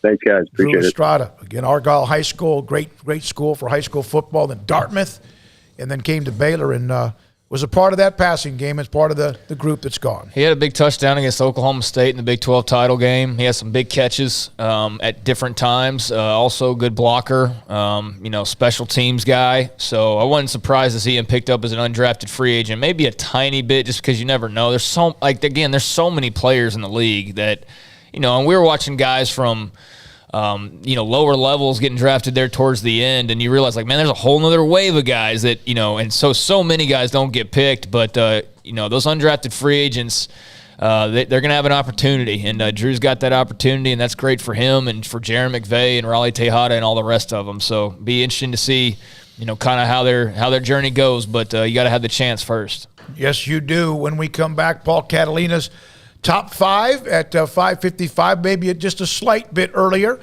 Jack McKenzie, Emery Winter, Faith Lynch, and also Armstrong Sims in the studio today. This is Sikkim 365 Radio and 365 Sports. Baylor University is where lights shine bright. So, let there be light. Let there be roommates and teammates, scholarship and championships. Let there be fresh starts and new traditions, fast friendships and lasting impacts. Let there be laughter. Let there be joy. Let there be light. Baylor University, where lights shine bright.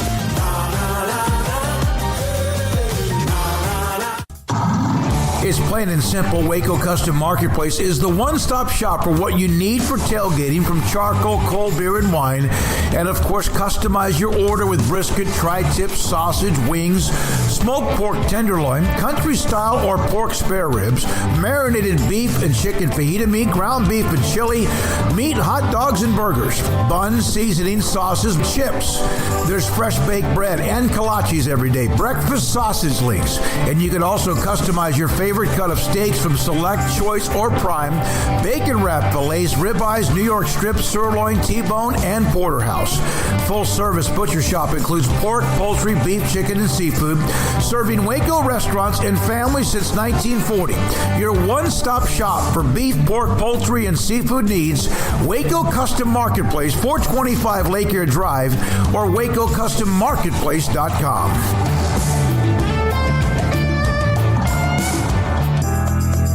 Riverbend Liquor and Wine, Lakeshore Drive, North 19th Street, right behind the bank, is a hidden gem in Waco. If you're a fan of bourbon, especially local Texas bourbons, that's where you gotta go. Balcones, TX, Devil's River, whatever it is, they've got it. Riverbend Liquor and Wine, plus the best selection of craft beers in Waco, seasonally churned out throughout the year, whether it's spring, summer, fall, or winter. Riverbend Liquor and Wine, best selection of craft beers, a speedy drive-through window, and excellent customer service. Find out more on Instagram or just go by and see them. Lakeshore Drive at North 19th Street behind the bank.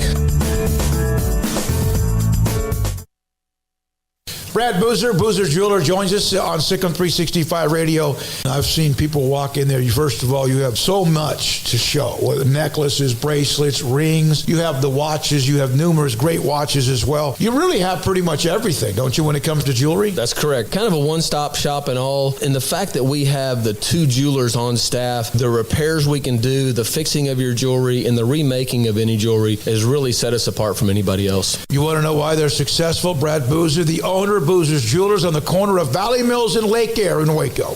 With so many companies and policies out there, it gets so confusing shopping for insurance, and I never know if I'm getting the policy that's right for me. Luckily, I met the team at the Niche Group Insurance Agency. With the Niche Group, you can go to one company and get access to coverage options from many insurance carriers, and you get to speak to a real person about your specific coverage needs. With the Niche Group, I know I'm getting the right coverage at the right price. If you need insurance, talk to the experts at the Niche Group at 1-800-258-8302.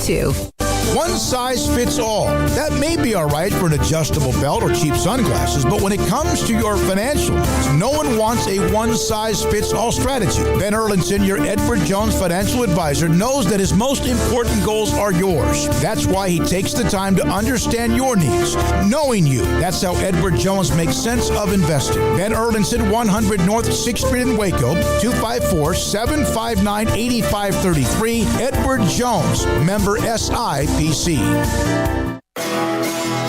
This is Paul Catalina's Top 5 at 5:55. All right, top 5 NIL misconceptions. And this is kind of curated from what we see on the chat room, what people comment. Kind of want to address these things just to put it out there that, because there's certain things that, I don't know, we kind of have to repeat it. I thought we have this video, they can refer to it and go back as an educational tool, because that's what we're here for. Number 5, that it has to be all or nothing. And when I say all or nothing, a lot of people think on either side of the issue that they can't have anything or it has to be completely free and open. There's a middle ground for it. Now, I don't know if we'll ever get there given the way that it started, but there's a middle ground where everybody can move through this and be happy, and there could have been for a long time, but maybe it's too late for that. But just because, and we've said this all week, just because we say there needs to be some sort of reining into this doesn't mean that it's reining in means ending it. No, it just means figuring out a way that it's not so chaotic and driven by boosters. Yeah, I mean, it's not all or nothing, like you said. I do feel like people probably feel that way. But, yeah, I mean, that's all I think look at the headlines from the last 24 hours. Coaches are begging for help. They're going to the government to try and get help. I mean, clearly it's not just the smaller schools that are dealing with this. And then, you even get a wake-up call when you're at Texas and you go, oh, wait, we can't just go grab all of Alabama's backups. We got to worry about, re-recruiting Xavier Worthy and probably Bijan and probably, whoever else. I mean, yeah, it's not just the small schools that are getting affected, but yeah, it's not all or nothing either. It's not that north and south. Yeah. Number 4, that it can't be regulated. Now, it hasn't been regulated. It can be, but it's going to take the It's going to take the NCAA reforming itself. It's going to take Congress addressing that reform and moving forward. So it's going to be a long time before it is. Like I said before, you can go and talk to all the senators you want, and I don't care how powerful Greg Sankey is. In this regard, he's kind of powerless to do anything. And I don't know how motivated he really is to do it, but the coaches are asking them to do it and regulate it. But again, Congress isn't going to do anything until the NCAA shows it has some sort of plan for what it actually is moving forward. I don't know what the hell anyone can do. I'm saying too, man. I don't even know. Can it be regulated? Can it? I think you can. I don't know if it will. Yeah. So I definitely don't think it will be anytime soon regulated, at least from the government standpoint. But yeah, what can they or are they willing to even do? Because every quote that I've seen from a politician seems to hate the NCAA and hate everything that they've stood for and believe in, and they are looking to basically just let the floods go as far as, pay for play or pay for players. So I don't think the government's the ally they think they are in this argument. That's where I'm coming from. I think that they are not necessarily all in favor of the way that it is, but I think they're more in favor of the way that it is right now than the way that it was. That's for damn sure. Yeah. Number 3, that it is in conflict with the whole idea of college athletics. I think this is the one that really got the NCAA in trouble, is they never once accepted the fact that 2 trains can run on parallel tracks and be fine and not intersect. They always thought they were going to collide at some point. Now that they kind of made it that way, but they could have made it run on parallel tracks. You can make money and be a college athlete. If 20 years ago they would have just said something about even the cost of living or other opportunities to have a job, they could have curtailed this, or at least it would have been dummied down a little bit from what is now not a train wreck, that's the wrong word, but what is now chaos. Yeah. Whether it's good chaos or not. But they could have gotten ahead of the curve, no question, and they didn't. Well, it doesn't conflict with it the way people seem to think. It's not like not college football any longer just because players are getting some money, but I do think we're heading very quickly in the direction where it is going to conflict with the idea of college athletics. And no, I don't mean the idea of getting free output from athletes for just scholarships and things like that. But the more that we see a guy join a team and then bolt a team a year later just because somebody offered him millions of dollars, again, that's great for the players and there's nothing you can do about that. But I don't think that's what college athletics was intended to be, was just every year a guy just jumps. No. Like we saw the guy who's been at 5 schools in 5 years. Now, that's not all NIL related. That's just obviously something's going on with that young man that he's had that much change. But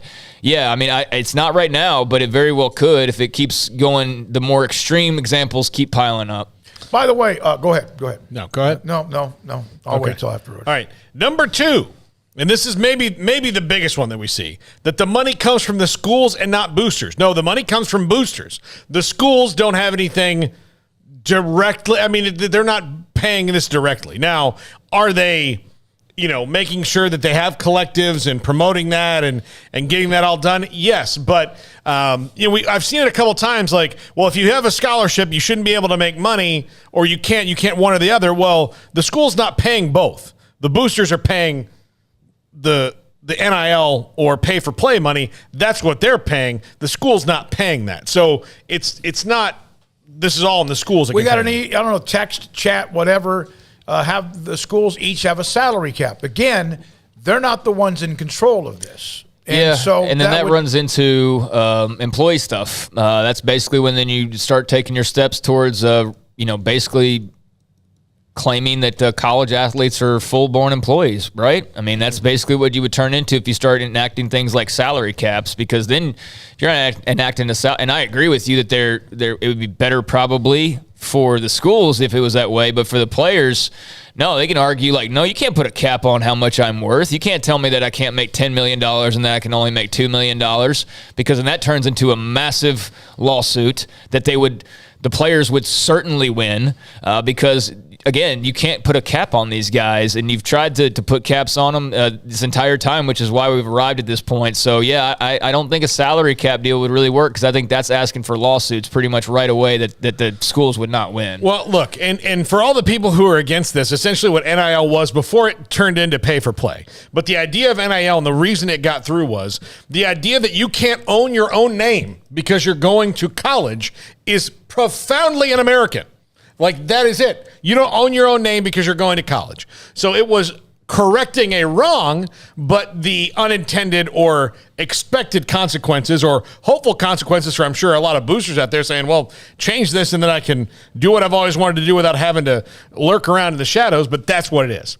And number one, that all college athletes are destitute. I think that's changed. Like, people come from all walks of life. There are different financial things, but there is this battle for the people who are all or nothing, all NIL or nothing, like I said at the number 5, that everyone is destitute and they're not getting anything and all that. That was certainly the case in the past, but things have been improved. That was the case for a few people in the past. But things have improved. Go drive into a college athletics facility parking lot and watch the athletes who they get out of their cars. And are some that struggle, and it's sad, that come from tough situations. But, yeah, I do think that the fact that I'm glad that they're getting money, but to sit there and think that everyone's poor, I think that's probably a little bit lazy. Yeah, no, it's just wrong is what it is to act like every single college football player, just the ones that you want to selectively pick, or they're in that category. No, there's plenty of guys that are just fine, coming from fine backgrounds, but there are a lot of guys who don't, and that's certainly not everybody. I think it probably averages out pretty equally ultimately when you spread it all out. But I do think that, if you are rooting against NIL in any way and that these guys don't need the money or shouldn't be getting the money, well, there are a lot of guys who do come from impoverished backgrounds or rough backgrounds who this is their way to get money. This is their way to change their family's fortunes. This is a way to change the complete path of their family moving forward for maybe generations to come, based on the hundreds of thousands of dollars or even tens of thousands of dollars they're making. Because all these players are not just getting $10,000 and going and spending it on clothes and all that. Guarantee you there's a good portion of them are sending back home to help mom pay rent, or help dad fix his car, or help your sister get whatever, And so there's a lot of that's not even taken into account. All this money ain't just flashy for Instagram, even though some idiots probably will, waste the opportunity because that's just, averages. But I think the majority are either just benefiting from it individually or it's benefiting their families. And I don't see the problem with that. I think that's good. I think there's too much of a gap between the haves and the have-nots in this country, much less college football. And if the way to kind of even that out is for an 18-year-old kid who's really good at football to make $100,000 and help his family that's, not in a good situation, then I think that's a great thing, because that's about the only way for it to happen. I mean, in this world today, in this country today, to be able to change your life like that, we're all kind of, bottled up in some ways. And I think this is great in that regard. All right. Thanks to everybody behind the scenes that make us sound or look as good as we possibly can. Jack McKenzie, Emery Winter, Faith Lynch, and also Armstrong Sims. Just saw this from Pete Thamel. BC wide receiver Zay Flowers says that he turned down a pair of six-figure offers from NIL companies, $600,000 from one school, $300,000 from another.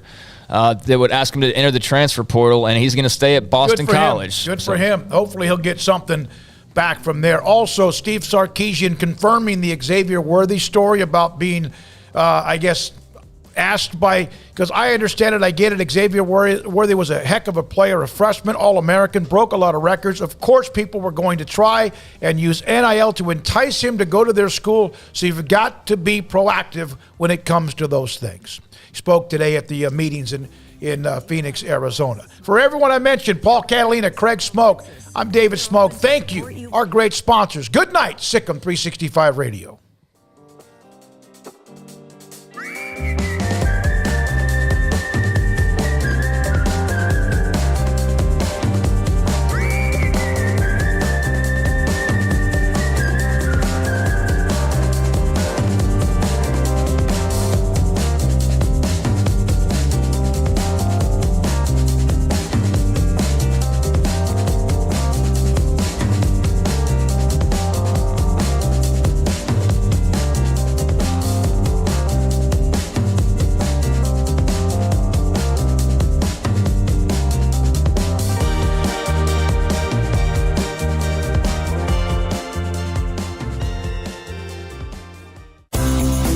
Ideal MRI is a small family business right here in Central Texas. We're open to support you while lowering the cost of healthcare bills. When you need an MRI, ask your doctor for an Ideal MRI. Visit us at idealmri.com or call us at 833-IDEAL-MRI.